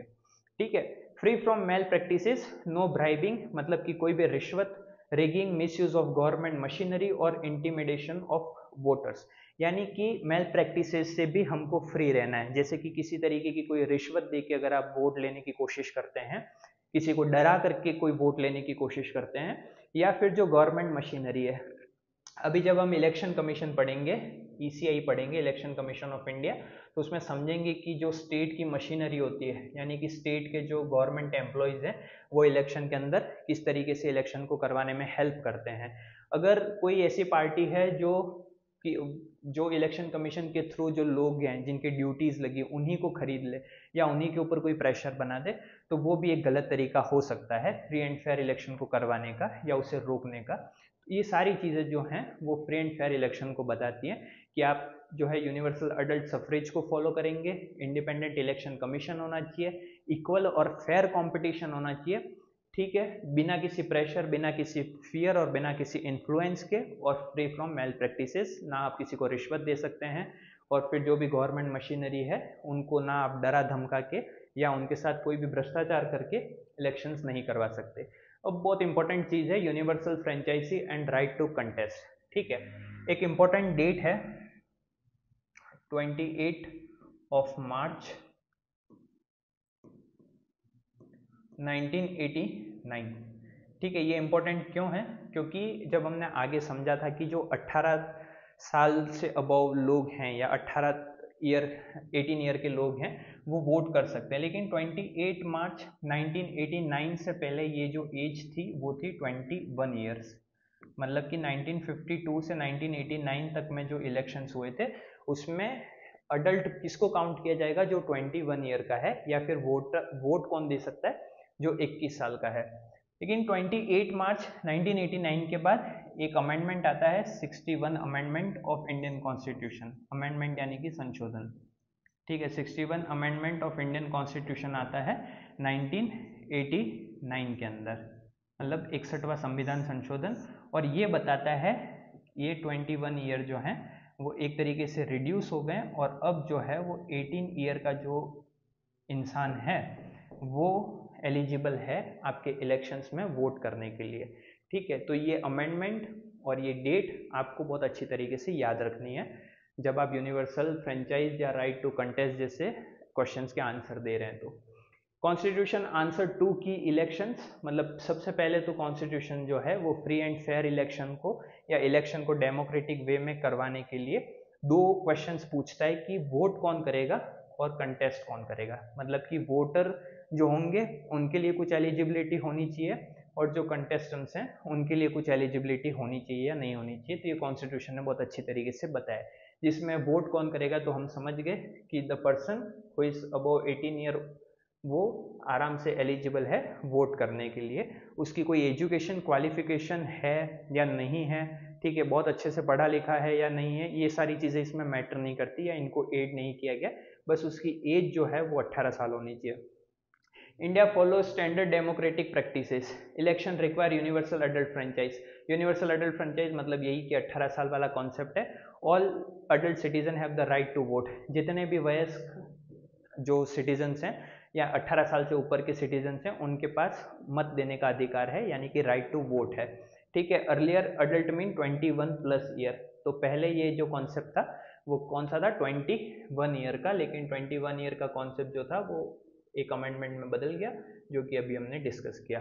1989 के अंदर एक अमेंडमेंट होता है जो कि इस 21 ईयर की एज जो है थी उसको रिड्यूस करके कहाँ पे ले आता है? 18 ईयर्स तक ले आता है। अब 18 ईयर का जो कैंडिडेट है वो अडल्ट के अंदर काउंट होगा और वो वोट देने का उसके पास अधिकार है। Adult franchise ensure equal participation for all citizen, ठीक है। अडल्ट फ्रेंचाइज जो है वो ये भी इंश्योर कराती है कि जो भी सिटीजन्स हैं वो अपना इक्वल पार्टिसिपेशन देंगे, ठीक है। This support equality and non discrimination. और इन्हीं के चलते मतलब कि 18 साल से ऊपर का है तो वो वोट दे सकता है, ठीक है। बाकी कोई भी चीज़ जो है वो इसमें ऐड नहीं की गई है। तो ये हमको इक्वलिटी भी बताता है और नॉन डिस्क्रिमिनेशन भी बताता है। कैसे बताता है? कि 18 ईयर का कोई पर्सन है, वो भले किसी भी कास्ट से बिलोंग करता है, ठीक है, किसी भी रिलीजन से बिलोंग करता है, किसी भी रिलीजन से बिलोंग करता है, या वो उसकी प्लेस ऑफ बर्थ है जो वो कहीं भी है, प्लेस ऑफ बर्थ जो है वो कहीं भी है, ये सारी जो चीज़ें हैं वो उसके लिए मायने नहीं रखती। बस उसकी एज जो है वो 18 ईयर होनी चाहिए आफ्टर 1989 अमेंडमेंट। तो ये सारी चीज़ें जो हैं वो इक्वलिटी भी बताती है कि किसी भी कास्ट के, किसी भी रिलीजन के बेसिस पे जो है वो मतलब नहीं है, आप सिर्फ 18 साल के हैं तो आप वोट दे सकते हैं। कॉन्स्टिट्यूशन मेकर्स जो हैं वो constitution maker trusted the judgement of all adults regardless of education. मतलब एजुकेशन का कोई सिंपल सा ऐसा क्राइटेरिया नहीं जोड़ा गया है, बस वो ये ट्रस्ट करते हैं कि 18 साल से जो ऊपर के लोग हैं वो इतने मैच्योर हैं, ठीक है, या फिर वो जो हैं उनके पास वोट देने का अधिकार है, जिसके थ्रू हमारे जो रिप्रेजेंटेटिव्स हैं वो इलेक्ट किए जा सकते हैं। All citizens also have the right to contest elections. और जितने भी सिटीजन्स हैं इंडिया के अंदर, उनके पास ये भी राइट है कि वो अगर इलेक्शन के अंदर पार्टिसिपेट करना चाहते हैं तो वो भी कर सकते हैं। Minimum age to contest Lok Sabha और असेंबली इलेक्शन, यहाँ पे हमने प्रीवियस में पॉइंट समझा था कि वोटर्स कौन होंगे और कंटेस्ट कौन करेगा। तो लोकसभा या फिर असेंबली, जो कि स्टेट की असेंबली होती है, जैसे कि हमारी लेजिस्लेटिव असेंबली है, विधानसभा है, उसके अंदर अगर आपको कोई इलेक्शन में पार्टिसिपेट करना है, मतलब इलेक्शन लड़ना है, तो आपके पास एक मिनिमम एज होनी चाहिए, और वो एज है 25 ईयर्स। यानी कि 25 ईयर्स जो है, उससे अगर आप छोटे हैं तो आप पार्टिसिपेट नहीं कर सकते, लेकिन वोट दे सकते हैं। और 25 ईयर से अबव हैं तो आप वोट भी दे सकते हैं और पार्टिसिपेट भी कर सकते हैं, अगर लोकसभा का इलेक्शन लड़ना है या लेजिस्लेटिव असेंबली का इलेक्शन आपको लड़ना है तो, ठीक है। और यहाँ पे लिखा गया कि ये person jailed for 2+ year in disqualified, but there are no restrictions based on income, education, caste, class और जेंडर, ठीक है। तो कुछ चीज़ें यहाँ पे लिखी गई हैं, जैसे कि एक कोई पर्सन है जिसको 2 साल से ज़्यादा के लिए जेल हो जाती है, तो उसके इलेक्शंस कई बार डिस्क्वालीफाइड भी किए जाते हैं। लेकिन कई बार ऐसा भी होता है कि किन्हीं के ऊपर कुछ केस चल रहा है, लेकिन फिर भी वो कंटेस्ट करते हैं, और ये सारी चीज़ें हैं। लेकिन एक फ्री एंड फेयर इलेक्शन का या यूनिवर्सल फ्रेंचाइज का जो क्राइटेरिया है, वो ये बताता है कि 2 साल से अगर कोई ज़्यादा जेल में है, ठीक है, तो उसके ऊपर डिस्क्वालीफाइड या रेस्ट्रिक्शन जैसी कुछ चीज़ें जो हैं वो इलेक्शन के टाइम पे लगाई जा सकती हैं। अब जो इस क्लास का सबसे इंपॉर्टेंट टॉपिक है वो हमारे सामने आता है, इंडिपेंडेंट इलेक्शन कमीशन। अभी तक हमने समझा कि इलेक्शन कैसे होते हैं, रिप्रेजेंटेटिव क्या होते हैं। इंडिया के अंदर FPTP सिस्टम है, PR सिस्टम राज्यसभा के अंदर प्रेसिडेंट वाइस प्रेसिडेंट के इलेक्शंस के अंदर है, ठीक है। लेकिन अब जो आता है वो इन सब इलेक्शन को जो सुपरवाइज कर रहा है वो आता है, और वो है election commission of India. Election commission of India जो है वो मेजरली आपके आर्टिकल 324 के अंदर है, इंडियन कॉन्स्टिट्यूशन के अंदर। मतलब आर्टिकल 324 जब आप पढ़ेंगे तो आपको इंडिपेंडेंट इलेक्शन कमीशन के बारे में पता चलेगा। अब इलेक्शन कमीशन है क्या? तो एक अथॉरिटी है जो इलेक्शन को सुपरवाइज करता है, और सारा जो इलेक्शन का काम है वो इनके अंडर होता है, ठीक है। India ensure free and fair election mainly through an independent election commission which supervise and conduct the entire electoral process, something may country still do not have. यानी कि इंडिया के अंदर जो इलेक्शन कमीशन है वो एक तरीके से इंडिपेंडेंट है पूरी तरीके से। फर्स्ट ऑफ ऑल तो क्या है, एक तरीके से पूर्ण रूप से इंडिपेंडेंट है, और उसी के साथ में क्या करता है, इलेक्शंस को सुपरवाइज करता है, इलेक्शन को कंडक्ट करवाता है, और जो भी इलेक्टोरल प्रोसेसेस हैं, मतलब कि जो भी लिस्ट बनानी है, ठीक है, जो भी कैंडिडेट इलेक्शन के अंदर पार्टिसिपेट कर रहे हैं उनकी लिस्ट बनाने से लगा करके उनके वोट की जो काउंटिंग होती है, जो कि स्टेट की मशीनरीज हैं जिनकी ड्यूटीज लगानी है इलेक्शन के अंदर, डिस्ट्रिक्ट के DM हो गए, सुपरिटेंडेंट हो गए, फिर जो भी गवर्नमेंट ऑफिशियल, गवर्नमेंट एम्प्लॉयज हैं, उन सब के काम जो हैं वो करता है। और बहुत सारी कंट्रीज में जो है, जो डेमोक्रेटिक वे में इलेक्शन नहीं कराती, वहाँ पे ऐसी अथॉरिटी नहीं देखने को मिलती। लेकिन इंडिया के अंदर इंडिपेंडेंट इलेक्शन कमीशन जैसी एक अथॉरिटी है जो कि फ्री एंड फेयर इलेक्शन के कंसेप्ट के लिए बहुत ज़्यादा इंपॉर्टेंट हो जाती है। अब आर्टिकल 324 जो है वो इंडिपेंडेंट इलेक्शन कमीशन के बारे में बात करता है, लेकिन अब यहाँ पे हम समझेंगे कि सबसे इम्पोर्टेंट चीज़ क्या है, ठीक है। सबसे इम्पोर्टेंट चीज़ क्या है वो अब हम समझने की कोशिश करते हैं। आर्टिकल 324 क्या कहता है कि जो इलेक्शन कमीशन है वो इलेक्शन करवाता है, उनको सुपरवाइज करता है, कंडक्ट करवाता है, लेकिन कौन कौन से इलेक्शन करवाता है। तो सबसे पहले जो है इलेक्शन कमीशन जो है वो इलेक्टोरल रोल्स जो है वो बनाता है। इलेक्टोरल रोल्स यानी कि जो कैंडिडेट पार्टिसिपेट कर रहे हैं, ठीक है, उनकी पूरी लिस्ट होनी चाहिए, जो वोटर्स जो वोट कर रहे हैं उनकी पूरी लिस्ट होनी चाहिए, ये सारी चीज़ें होनी चाहिए। साथ में जो आपकी पार्लियामेंट है, यानी कि इलेक्शन कमीशन किनके वो इलेक्शन करवाएगा, सबसे पहले तो पार्लियामेंट के इलेक्शन करवाएंगे, ठीक है, यानी कि लोकसभा के। उसके बाद लेजिस्लेचर ऑफ एवरी स्टेट, यानी कि आपकी विधानसभा, ठीक है, विधानसभा हो गई, विधान परिषद हो गई, विधान परिषद हो गई, ठीक है। अब यहाँ पे लिखा हुआ है स्टेट लेजिस्लेचर और ऑफ एवरी स्टेट, यानी कि विधानसभा और विधान परिषद दोनों ही स्टेट लेजिस्लेचर का पार्ट होते हैं। जैसे कि अभी राजस्थान के अंदर सिर्फ विधानसभा है, विधान परिषद नहीं है, लेकिन फिर भी जिस स्टेट में विधान परिषद है वहां के भी इलेक्शन कमीशन के थ्रू ही किए जाते हैं। पार्लियामेंट के अंदर लोकसभा राज्यसभा के इलेक्शन की निगरानी सुपरवाइज कौन करता है? इलेक्शन कमीशन करता है। इसके बाद जो थर्ड नेक्स्ट है वो क्या है? प्रेसिडेंट के इलेक्शन। प्रेसिडेंट के इलेक्शन पीआर सिस्टम के थ्रू होते हैं, लेकिन करवाता कौन है? इलेक्शन कमीशन कराता है। उसी के साथ में जो नेक्स्ट है वो है वाइस प्रेसिडेंट, और वाइस प्रेसिडेंट के इलेक्शन भी जो हैं वो इलेक्शन कमीशन ही करवाते हैं। आपसे क्वेश्चन पूछा जा सकता है कि इलेक्शन कमीशन के अंदर जो इलेक्शन कमीशन जिन जिन के इलेक्शन करवाता है उनमें कौन शामिल है या कौन शामिल नहीं है। तो आपके पास एक सिंपल सा कॉन्सेप्ट होना चाहिए ये वाला कि पार्लियामेंट, स्टेट की लेजिस्लेचर, प्रेसिडेंट और वाइस प्रेसिडेंट, इनके इलेक्शंस तो इंडिपेंडेंट इलेक्शन कमीशन जो है हमारा वो करवाता है। लेकिन जैसे कि कोई लोकल बॉडी है, रूरल गवर्नमेंट है, जैसे कि ग्राम सभा हो गई, पंचायत हो गई, और अर्बन बॉडी है जैसे कि म्युनिसिपल कॉरपोरेशन हो गया, ठीक है, नगर पालिका परिषद, नगर निगम, इन सब के जो इलेक्शंस हैं वो स्टेट इलेक्शन कमीशन जो होता है उसके अंडर में होते हैं, ना कि जो इंडिपेंडेंट इलेक्शन कमीशन है इंडिया के अंदर उसके अंडर में होता है। ठीक है, अब जो है इलेक्शन कमीशन काम क्या करता है? तो आर्टिकल 324 जो है वो इलेक्शन कमीशन को full control over election and electoral rolls in India, मतलब कि इलेक्टोरल रोल्स बनाने से लगा करके इलेक्शन करवाने तक में जितनी भी पावर्स इलेक्शन कमीशन को चाहिए वो आर्टिकल 324 उसको प्रोवाइड कराता है according to constitution. This constitutional power give the EC a decisive role supported by the Supreme Court interpretation. और ये जो कॉन्स्टिट्यूशनल पावर इलेक्शन कमीशन को दी गई है वो इसको सुप्रीम कोर्ट के इंटरप्रिटेशन के टाइम पे भी, या जो सुप्रीम कोर्ट के अपने थॉट्स हो सकते हैं या सुप्रीम कोर्ट के जो जजमेंट्स हैं उसके टाइम पे भी इलेक्शन कमीशन के पास इतनी कॉन्स्टिट्यूशनल पावर है कि वो जो अपना काम कर रहा है वो उसको इफेक्टिव वे में कर पाए। ठीक है, each state has a chief electoral officer to assist the election commission of India.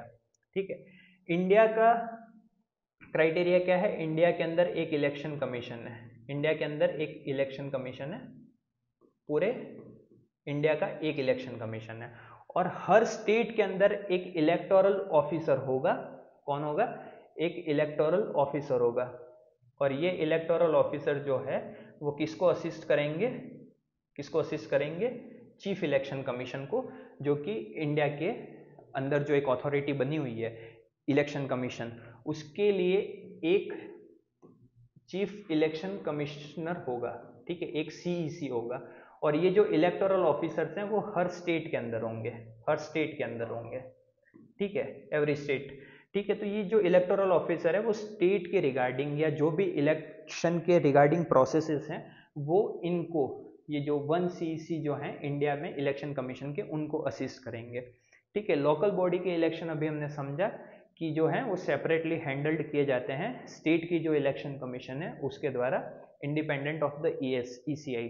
मतलब कि स्टेट के जो इलेक्शन करवाने हैं लोकल बॉडीज के या अर्बन बॉडीज के, वो जो है वो स्टेट की इलेक्शन कमीशन कराएगी, और जो इंडिया के अंदर प्रेसिडेंट, वाइस प्रेसिडेंट, पार्लियामेंट, विधानसभा, विधान परिषद के इलेक्शन कराने वो इलेक्शन कमीशन ऑफ इंडिया कराएगा। और जो स्टेट के इलेक्शन कमिश्नर में जो ऑफिसर हैं आपके इलेक्टोरल ऑफिसर, वो किसको असिस्ट करेंगे? तो इंडिया के अंदर जो इलेक्शन कमीशन के चीफ कमिश्नर हैं उनको असिस्ट करेंगे। ठीक है, अब यहाँ पे एक क्राइटेरिया आता है 1989, एक ईयर आता है, एक मेजर इवेंट है 1989। इसलिए इंपॉर्टेंट है क्योंकि 1989 तक जो आपका इलेक्शन कमीशन था वो एक सिंगल मेंबर बॉडी था। मतलब कि इलेक्शन कमीशन में कौन काम कर रहा था? इलेक्शन कमीशन में सिर्फ एक पर्सन काम कर रहे थे, और वो थे आपके chief election commissioner. Chief election commissioner काम कर रहे थे। ठीक है, चीफ इलेक्शन कमिश्नर काम कर रहे थे। लेकिन 1989 की जैसे जनरल इलेक्शन आते हैं उससे पहले 2 कमिश्नर्स जो हैं वो और ऐड कर दिए जाते हैं। मतलब कि 1989 से पहले जो इलेक्शन कमीशन था वो एक सिंगल मेंबर बॉडी था। मतलब कि सिंगल मेंबर बॉडी यानी कि सिर्फ एक ही अधिकारी वहां पे जो थे वो काम कर रहे थे, सिंगल मेंबर बॉडी था। लेकिन 1989 के जनरल इलेक्शन आते हैं तो इन जो एक पर्सन था उनके साथ में 2 कमिश्नर और ऐड कर दिए जाते हैं। अब जो है वो इलेक्शन कमीशन जो है वो 3 लोगों का हो गया। मतलब 3 लोग जो हैं वो इलेक्शन कमीशन के अंदर काम कर रहे हैं। लेकिन 1993 जो होते हैं वो 1993 का जो ईयर आता है उसमें जो 2 कमिश्नर होते हैं उनको वापस रीअपॉइंट किया जाता है। मतलब क्या होता है, 1989 के अंदर सिंगल बॉडी थी, मतलब सिंगल जो इलेक्शन कमिश्नर थे वो काम कर रहे थे। 1989 के जनरल इलेक्शन से पहले 2 लोग और ऐड कर दिए जाते हैं, ठीक है। आफ्टर द इलेक्शन, जैसे ही 1989 के इलेक्शंस होते हैं उसके बाद इन दोनों को, जो कमिश्नर्स को ऐड किया गया था, उनको वापस हटा दिया जाता है, ठीक है। यहाँ से इनको वापस हटा दिया जाता है, तो अब ये फिर से सिंगल मेंबर बॉडी बन जाता है इलेक्शन कमीशन। लेकिन फिर क्या होता है 1993 के अंदर, 1993 के अंदर जो ईयर आता है 1993 का, उसमें फिर एक काम कर ही रहे होते हैं और 2 को और ऐड कर दिया जाता है, तो अब ये वापस मल्टी मेंबर बॉडी हो जाता है, ठीक है। मतलब 1989 से पहले एक थे, 1989 के जनरल इलेक्शन से 2 लोगों को ऐड किया गया, लेकिन फिर इलेक्शन के बाद उनको फिर से हटा दिया गया। लेकिन 1993 के बाद से एक मेंबर तो काम कर ही रहे थे, 2 मेंबर और इंट्रोड्यूस किए जाते हैं, और तब से लगा करके 1993 से लगा करके ये परमानेंटली जो है वो एक तरीके से मल्टी मेंबर बॉडी बन जाता है। Initially, there were power disputes settled by the Supreme Court, and now multi-member EC is accepted as better for power sharing and accountability. तो अब जब एक ही पर्सन काम कर रहा है यहाँ पे चीफ इलेक्शन कमिश्नर, तो पावर का डिस्प्यूट हो ही नहीं सकता कि कौन क्या काम करेगा, इसमें पावर का डिस्प्यूट किया ही नहीं जा सकता क्योंकि सारी पावर एक ही पर्सन के पास है। लेकिन जब एक थे और उनके बाद 2 और ऐड किए गए, अब यहाँ पे टोटल कितने, 3 लोग हो गए। 3 लोग होने के बाद थोड़ा सा पावर का डिस्प्यूट आया, तो उन सब चीज़ों के चलते सुप्रीम कोर्ट जो है इस पावर को, डिस्प्यूट को हैंडल करता है, और उसके बाद जो इलेक्शन कमीशन है वो मल्टी मेंबर के तौर पे ही काम करता है। साथ में ये भी एक्सेप्ट किया जाता है कि जो इनकी पावर शेयरिंग है और जो इनकी अकाउंटेबिलिटी है, ठीक है, लोगों के प्रति या इलेक्शन कमीशन के प्रति या गवर्नमेंट के प्रति जो इनकी अकाउंटेबिलिटी है या जो पावर है वो लगभग सेम है, ठीक है। यानी कि एक तो आपके चीफ इलेक्शन कमिश्नर होंगे, 2 अदर कमिश्नर होंगे, लेकिन इनके पास बहुत ज़्यादा पावर है, इनके पास कम है, ऐसा कोई क्राइटेरिया नहीं है। इस डिस्प्यूट को सॉल्व कर दिया गया था, ठीक है, सुप्रीम कोर्ट के through. CEC preside over the election commission but has equal power with 2 election commission. अब सीईसी ने क्या प्रिसाइड किया था कि एक पर्सन है जिसके पास अब तक की सारी पावर थी, लेकिन फिर जब 2 मेंबर को और ऐड कर दिया जाता है तो यहाँ पे पावर का डिस्प्यूट चलता है। लेकिन सुप्रीम कोर्ट के डिसीजन के बाद में, या सुप्रीम कोर्ट के कुछ जजमेंट्स आए होंगे जिनके बाद में क्या होता है कि एक पर्सन है वो आपका चीफ इलेक्शन कमिश्नर होगा, और जो 2 हैं वो अदर कमिश्नर होंगे, ठीक है। लेकिन इनके बीच में जो पावर है वो लगभग सेम ही रहेगी, ठीक है, इनके बीच में जो पावर है वो लगभग सेम ही रहेगी। All 3 members collectively take decisions related to elections. अब इलेक्शन से रिलेटेड अगर कोई आपको डिसीजंस लेने हैं तो तीनों मेंबर्स जो हैं वो कलेक्टिवली साथ में मिलकर डिसीजंस लेंगे, क्योंकि तीनों के पास अब लगभग इक्वल पावर ही है। ऐसा नहीं है कि ये जो एक पर्सन है वो सुपरवाइज करेंगे इन 2 को, ऐसा नहीं है। ये दोनों मिलके, यानी कि ये 3 लोग साथ में मिल के डिसीजंस लेंगे इलेक्शंस के रिगार्ड, अगर कोई डिसीजंस आपको लेने हैं तो। They are appointed by the president of the advice of the councils of minister raising fear of partisans appointments. अब क्या होता है कि इलेक्शन कमीशन जो है, यानी कि जो मेंबर्स हैं जो इसके अंदर काम कर रहे हैं, वो अपॉइंट किसके थ्रू होते हैं, मतलब इनको कौन सेलेक्ट करता है, तो इनको सेलेक्ट करते हैं प्रेसिडेंट, यानी कि भारत के राष्ट्रपति जो हैं वो इन कमिश्नर को अपॉइंट करते हैं, ठीक है। लेकिन एक काउंसिल ऑफ मिनिस्टर भी होती है, मतलब कि जो आपकी गवर्नमेंट है अभी फिलहाल, जो प्रेजेंट गवर्नमेंट है, या जब भी अपॉइंटमेंट हो रही है उस टाइम पे जो आपकी गवर्नमेंट है वो भी प्रेसिडेंट की हेल्प करती है इनको अपॉइंट करने के टाइम पे। तो ऐसा देखा जा सकता है कि अगर प्रेसिडेंट जो हैं वो प्रेजेंट गवर्नमेंट की हेल्प लेके अगर चीफ इलेक्शन कमीशन को अपॉइंट करते हैं तो कहीं ना कहीं पक्षपात या फिर पार्टीशन अपॉइंटमेंट देखने को मिलते हैं, यानी कि जो इलेक्शन कमिश्नर आपका अपॉइंट किया जाएगा, ठीक है, वो इसी गवर्नमेंट के थ्रू किया गया है तो इसी गवर्नमेंट के फेवर में बात करेगा।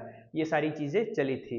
तो फिर क्या सजेशन दिए गए थे कि अ न्यू अपॉइंटमेंट सिस्टम, ठीक है, involving the leader of opposition and chief justice of India. तो फिर क्या होता है, एक सजेशन दिया जाता है और उसमें ये कहा जाता है कि अब जब इलेक्शन कमिश्नर की अपॉइंटमेंट होगी तो उसमें एक तो प्रेसिडेंट होंगे, काउंसिल्स ऑफ मिनिस्टर भी होंगे, लेकिन साथ में जो लीडर ऑफ अपोजिशन है, मतलब कि जो अपोजिशन पार्टी है उसके जो लीडर हैं वो, और चीफ जस्टिस ऑफ इंडिया यानी कि सुप्रीम कोर्ट के जो सर्वोच्च न्यायालय के सबसे बड़े जज हैं, वो भी इनके अपॉइंटमेंट में पार्टिसिपेट करेंगे। CEC chief election commissioner and election commissioner have secure tenure 6 year, मतलब अब जब इनका अपॉइंटमेंट हो जाता है तो इनका एक टेन्योर भी होगा, मतलब कि अपॉइंटमेंट के कब तक काम करेंगे, तो इनका अपॉइंटमेंट होता है या तो 6 साल के लिए 6 ईयर या फिर 65 ईयर्स। ठीक है, अब ये क्या कंसेप्ट है, मतलब कि अपॉइंटमेंट के बाद उनके 6 साल पूरे बच रहे हैं तो ठीक है, वो 6 साल तक के लिए अपने पद को संभालेंगे, या फिर उनकी एज हो रही है 61, ठीक है, या मान लीजिए उनकी एज है 64 और 65 ईयर्स, ठीक है, यानी कि अपॉइंटमेंट कब तक होगी, या तो 6 साल या 65 साल, जो भी पहले हो, मतलब 65 साल के टाइम पे वो रिटायर्ड हो जाएंगे। तो अगर 64 की एज में उनको अपॉइंट किया जाता है तो उनके पास सिर्फ 1 साल है, तो वो 65 ईयर में रिटायर्ड हो जाएंगे।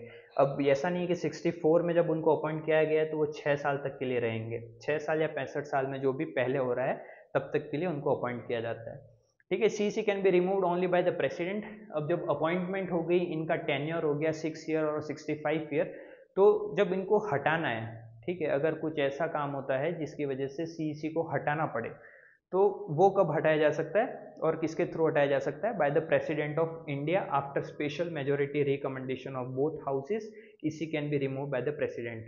ठीक है, यानी कि चीफ इलेक्शन कमिश्नर जो हैं, आपके जो CEC हैं, उनको हटाएगा कौन, प्रेसिडेंट हटाएगा, यानी कि आपके राष्ट्रपति हटाएंगे, लेकिन राष्ट्रपति जो है वो एक स्पेशल मेजोरिटी के साथ में हटाएंगे, स्पेशल मेजोरिटी के साथ में हटाएंगे।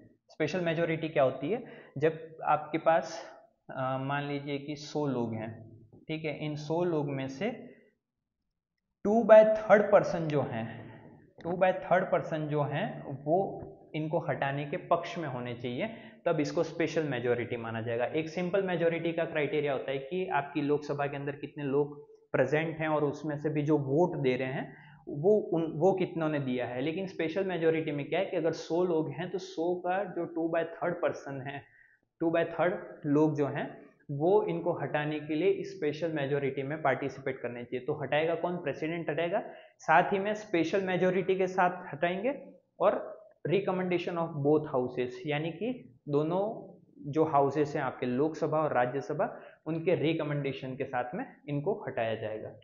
ठीक है, the election commission of India has a wide range of function. अभी तक हमने समझा कि इलेक्शन कमीशन 324 आर्टिकल के अंदर हमको पता चलता है कि कॉन्स्टिट्यूशन जो है वो 324 के अंदर इलेक्शन कमीशन ऑफ इंडिया के बारे में बात करता है। उसका टेन्योर क्या था, अपॉइंट कौन करता है, कैसे करता है, इलेक्शन कमीशन कैसे थे, 1989 से पहले सिंगल मेंबर बॉडी थी, फिर 1993 से परमानेंट जो है वो मल्टी मेंबर बॉडी हो गई, लेकिन अब इलेक्शन कमीशन जो है उनके फंक्शंस क्या हैं, यानी कि उनके काम क्या हैं। तो इलेक्शन कमीशन जो हैं वो क्या काम करते हैं, update and correct the voter list to remove error and ensure only eligible voters are included, यानी कि जो वोटर लिस्ट तैयार की जाती है, ठीक है, वोटर लिस्ट जो तैयार की जाती है वो इलेक्शन कमीशन का काम है, और ये भी इंश्योर करना बहुत ज़्यादा इंपॉर्टेंट हो जाता है कि उसमें कोई एरर नहीं है, यानी कि अगर कोई पर्सन अभी है ही नहीं और उसके नाम से अगर वोट दिया जा रहा है तो ये इसमें एक डिफ़ॉल्ट का काम करेगा, और ये डिफ़ॉल्ट जो है उनको इन एरर्स को ठीक करने का काम जो है chief election commission of India का है, ताकि जो है एलिजिबल वोटर्स, यानी कि वो पर्सन जो 18 ईयर से अबव हैं वो अपना वोट दे सके। ठीक है, 18 ईयर से अबव के लोग अपना जो वोट है वो दे सकें। It decide the timing of election. अब इलेक्शन कमीशन क्या काम करता है, सबसे फर्स्ट हम समझा कि वोटर लिस्ट के अंदर कोई डिस्प्यूट या कोई एरर तो नहीं है, कोई पर्सन है ही नहीं, ठीक है, जिसकी डेथ हो गई है और उसका नाम भी अगर वोटिंग लिस्ट के अंदर चल रहा है, वोटर लिस्ट में चल रहा है, तो उसको हटाने का काम, उन सबको चेक करने का काम होता है।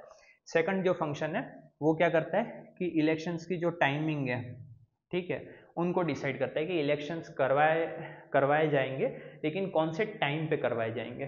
ठीक है, उसी के साथ में जो आपका election and prepare the for election schedule, और पूरे इलेक्शन का एक शेड्यूल डिसाइड किया जाता है फ्रॉम नोटिफिकेशन, यानी कि कौन सी डेट से ये सारी चीज़ें चालू होंगी और कौन सी डेट को नॉमिनेशन फाइल किया जाएगा, कौन सी डेट को पोलिंग होगी और कौन सी डेट को काउंटिंग और फिर रिजल्ट डिक्लेरेशन, यानी कि एक प्रॉपर स्केड्यूल जो है वो बनाया जाता है, जिसमें फर्स्ट ऑफ ऑल क्या किया जाता है, इलेक्शन की टाइमिंग फिक्स की जाती है कि इन दिनों से इन दिनों तक इलेक्शन जो हैं वो किए जाएंगे। उसके बाद पूरे इलेक्शन का स्केड्यूल फिक्स किया जाता है। उसके बाद जो कैंडिडेट हैं जो पार्टिसिपेट कर रहे हैं उनके नॉमिनेशन की डेट्स को फाइनल किया जाता है। उसके बाद पोलिंग होती है, वो टाइम होता है पोलिंग का जब आप जाके वोट देते हैं। उसके बाद वोटिंग जब खत्म हो जाती है तो काउंटिंग की जाती है। काउंटिंग के बाद एक डेट आती है जब आपके रिजल्ट डिक्लेयर होते हैं कि कौन हार गया कौन जीत गया। It can take any action to ensure free and fair election. Election commission जो है वो कई बार ऐसे एक्शंस भी ले सकता है अगर उसको लगता है कि इलेक्शंस जो हैं वो फ्री और फेयर तरीके से नहीं हो रहे।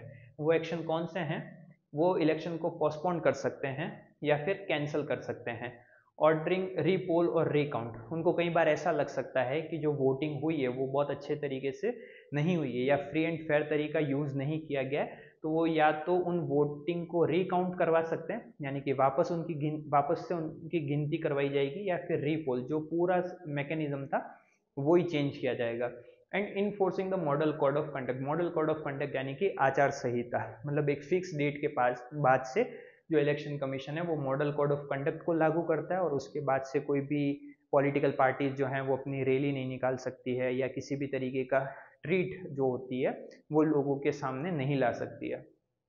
It recognize political parties and allots election symbols to them.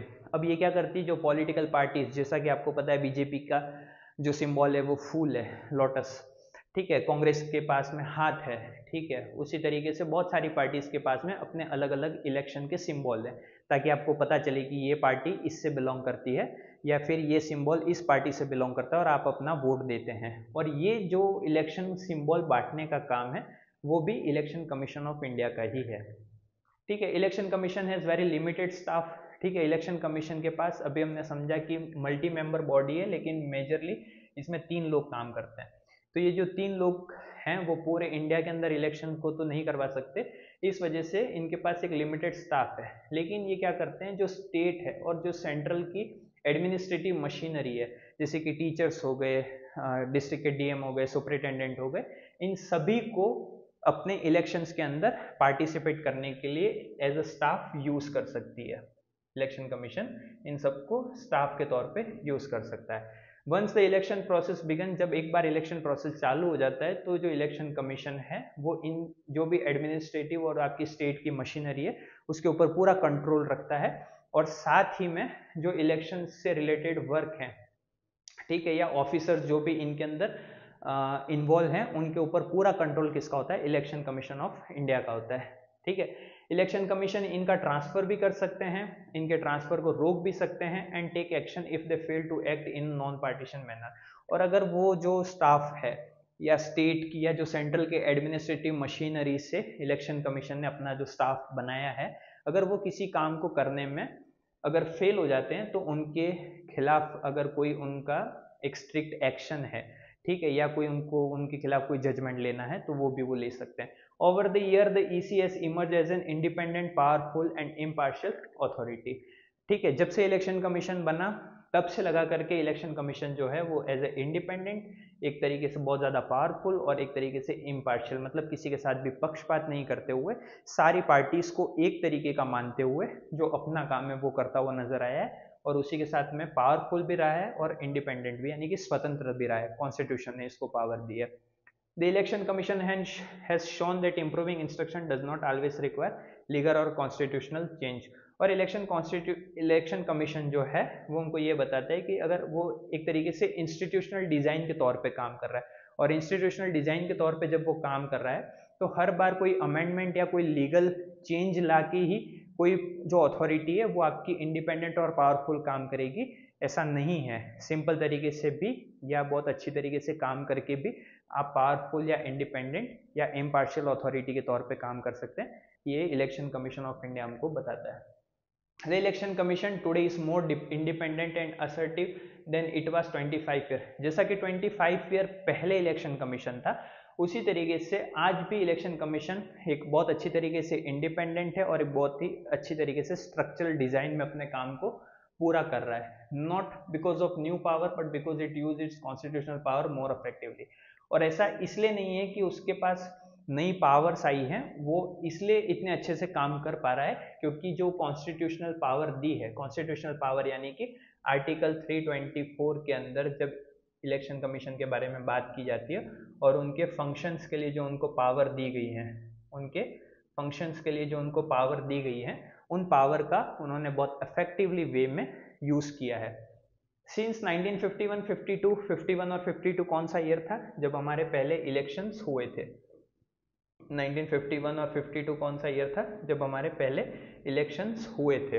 Has conducted 17 Lok Sabha elections along with many state assemblies and by elections. यानी कि 1951, 52 से लगा करके अभी तक में इलेक्शन कमीशन ने 17 लोकसभा के इलेक्शंस करवाए हैं और साथ ही में कई सारे स्टेट असेंबली के इलेक्शंस भी करवाए हैं।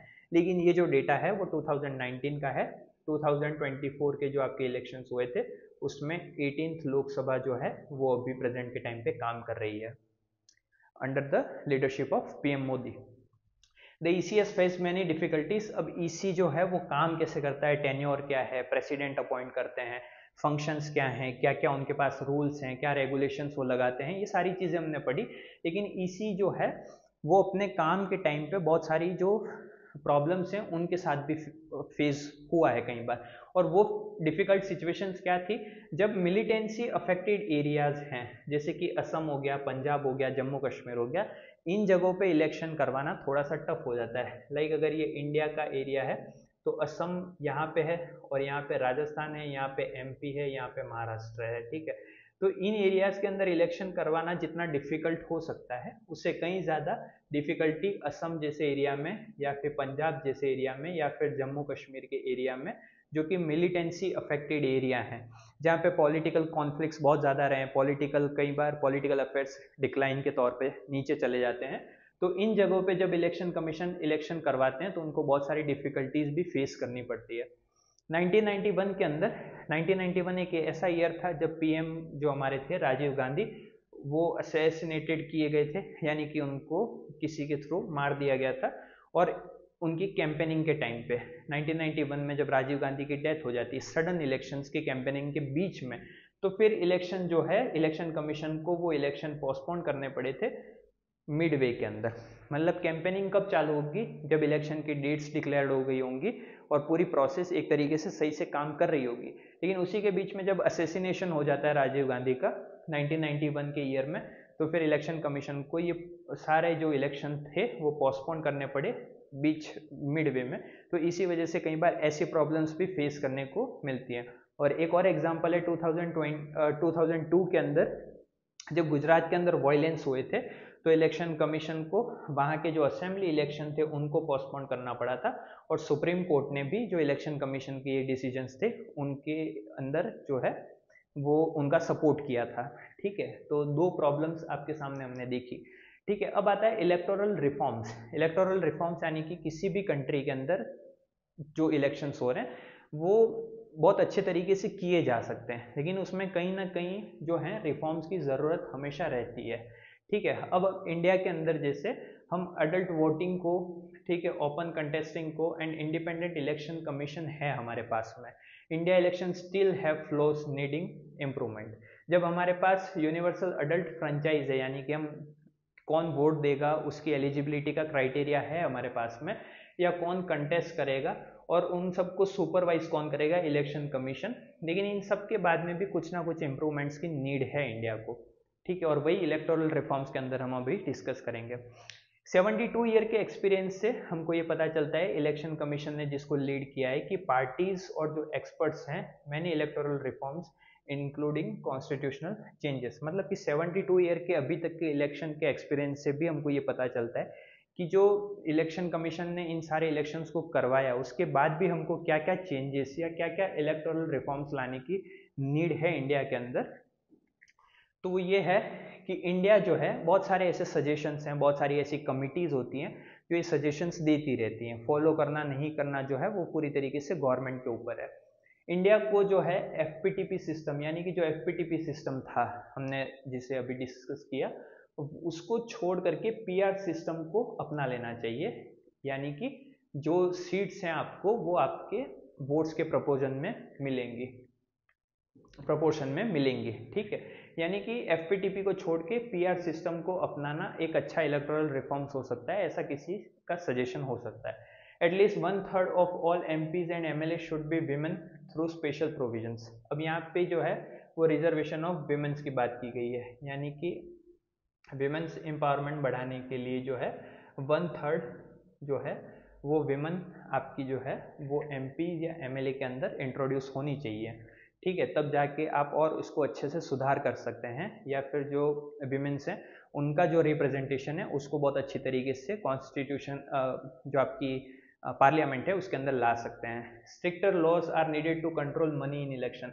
कई बार इलेक्शन जो होते हैं वो बहुत ज़्यादा पैसों के ऊपर लड़े जाते हैं, और यही एक मेजर कॉन्स हो सकता है किसी भी इलेक्शन को करवाने का।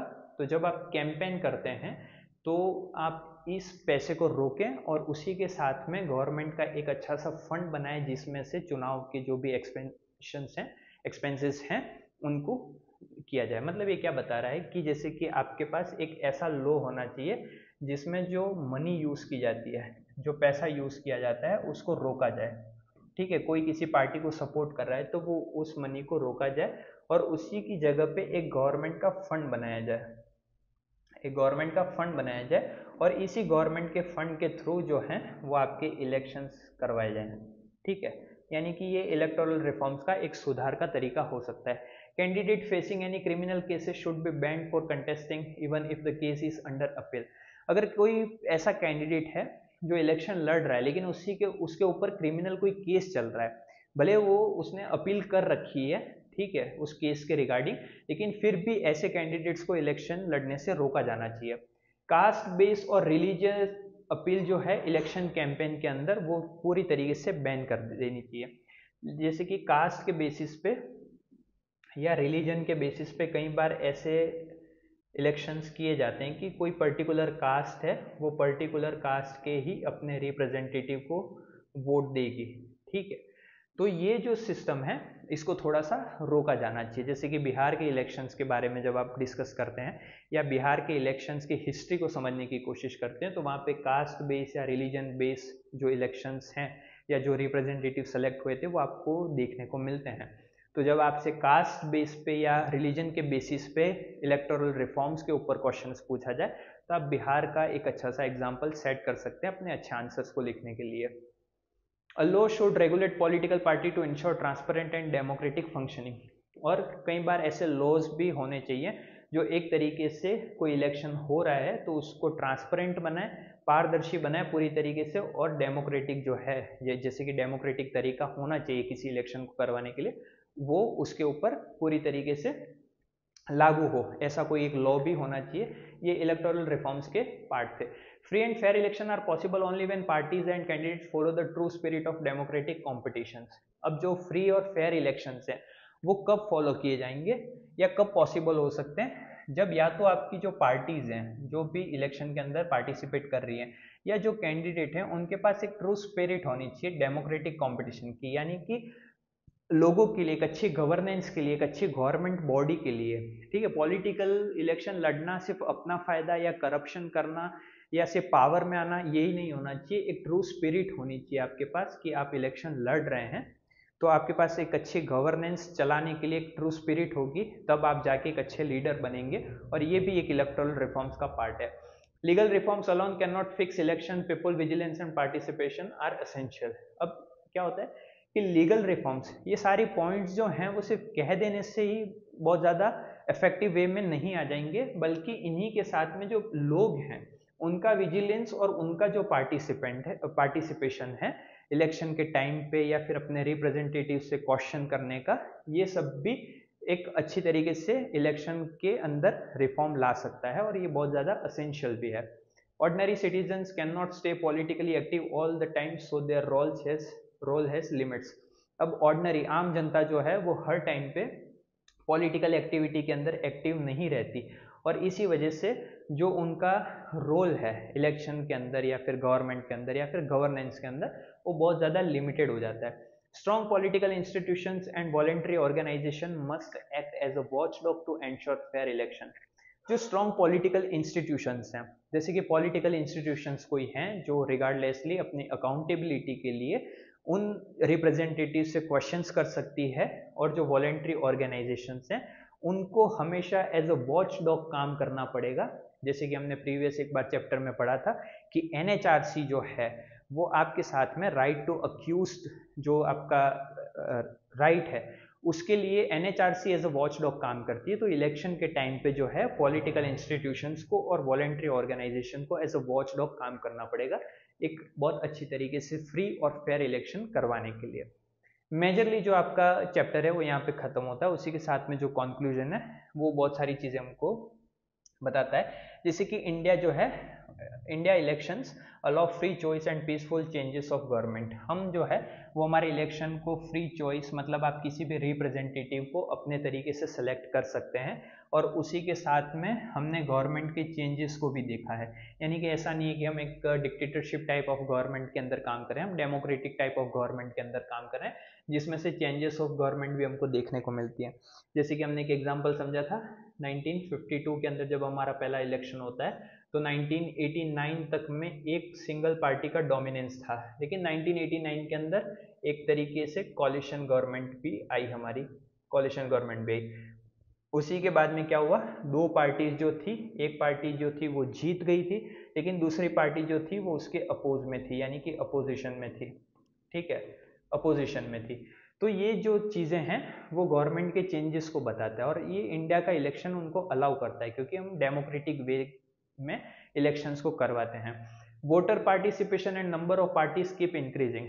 इन्हीं के साथ साथ में जो वोटर्स का पार्टिसिपेशन है, यानी कि जो लोग वोट कर रहे हैं और जो पार्टीज के नंबर हैं वो भी इंक्रीज हो रहे हैं। और ये एक अच्छी बात है कि किसी भी एक सिंगल पार्टी का डोमिनेंस नहीं है, कोई भी एक सिंगल पार्टी जो है उसका डोमिनेंस नहीं है, बल्कि जो पार्टीज हैं वो थोड़े थोड़े टाइम में, भले ही वो छोटी पार्टीज हैं, बहुत बड़ी नेशनल पार्टीज नहीं है या बहुत ज़्यादा उनका रिप्रेजेंटेशन नहीं है, लेकिन फिर भी एज अ स्मॉल पार्टीज भी वो बढ़ती हुई आई हैं इंडिया के अंदर, और जो वोटर का पार्टिसिपेशन है वो भी कहीं ना कहीं हद तक बहुत ज़्यादा इंक्रीज हुआ है।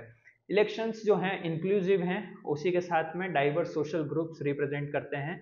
मोर result stay free from major rigging despite some issues.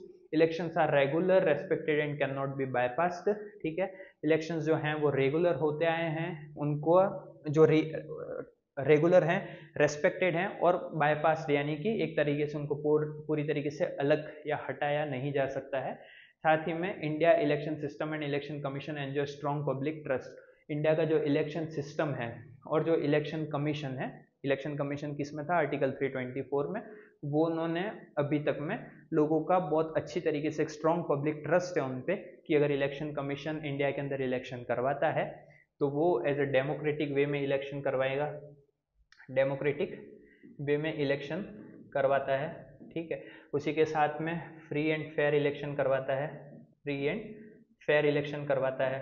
ठीक है, और ये सारी चीज़ें जो हैं वो हमारे चैप्टर का कंक्लूजन बताती हैं।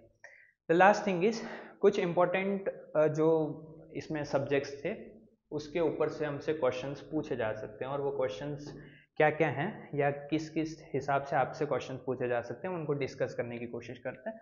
द फर्स्ट थिंग इज, आपसे एफपीटीपी एंड पीआर सिस्टम के ऊपर क्वेश्चंस पूछे जा सकते हैं। प्रोपोर्शनल रिप्रेजेंटेशन और एफपीटीपी क्या होता है, इसका चार्ट हमने बहुत अच्छी तरीके से डिस्कस किया था, जिसके ऊपर से क्वेश्चंस पूछे जा सकते हैं।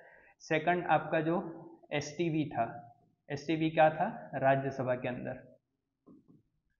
कहाँ पे था, राज्यसभा के अंदर एसटीवी। एसटीवी क्या था, सिंगल ट्रांसफरेबल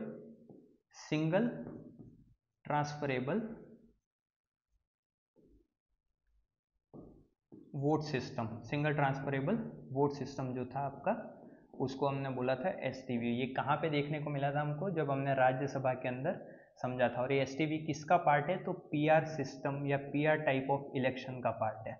ठीक है, तो एसटीवी पूछा जा सकता है। थर्ड आपसे पूछा जा सकता है जो, वो है आपका EC, election commission of India. इसमें एक अच्छा आंसर लिखने के लिए आपको हमेशा आर्टिकल मेंशन करना चाहिए, जो कि आर्टिकल था 324। फिर ईसी के फंक्शनिंग के बारे में हमने समझा था कि ईसी किस तरीके से फंक्शन करता है।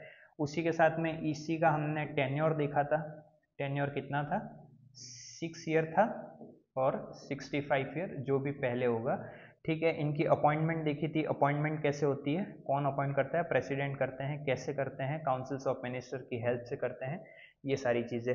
उसी के साथ में फ्री एंड फेयर इलेक्शन करवाने के क्या रूल्स और रेगुलेशंस हो सकते हैं, ठीक है, इनके बारे में डिस्कस करी थी। यानी कि फ्री एंड फेयर इलेक्शन कैसे होंगे, फ्री एंड फेयर इलेक्शन कैसे होंगे, डेमोक्रेटिक वे में इलेक्शन कैसे होंगे, डेमोक्रेटिक वे में इलेक्शन कैसे होंगे। ये आपका 4th पॉइंट हो गया, ये आपका 5th पॉइंट हो गया। 6th पॉइंट में हमने समझा था यूनिवर्सल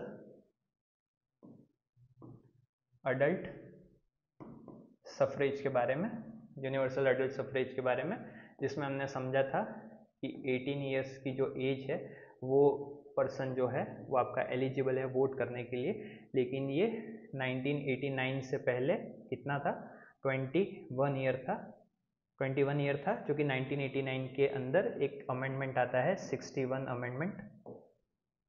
कौन सा अमेंडमेंट आता है, 61 अमेंडमेंट। और उसी के बाद से जो 21 था वो रिड्यूस करके 81 कर दिया गया था। अगर अच्छा आंसर लिखना है या बहुत इंपॉर्टेंट अपने आंसर को बनाना है तो आप 28 मार्च और 1989 इस डेट को भी मेंशन कर सकते हैं। और साथ ही में मेजरली जो हमने सारी चीज़ें अभी तक डिस्कस करी वो आपको ये चैप्टर को समझने के लिए बहुत ज़्यादा इंपॉर्टेंट है। अपने आंसर्स को लिखने के लिए आप फिर से जो वीडियो की जो मेन स्लाइड्स हैं उनको देख सकते हैं, ठीक है, जिसमें हमने election democracy, FPTP system, India FPTP system को क्यों अडॉप्ट करता है, इन सारी चीज़ों को डिस्कस किया था। तो ये आपकी क्लास थी, class 11th election and representation, chapter number 3। I hope you like the class. Thank you.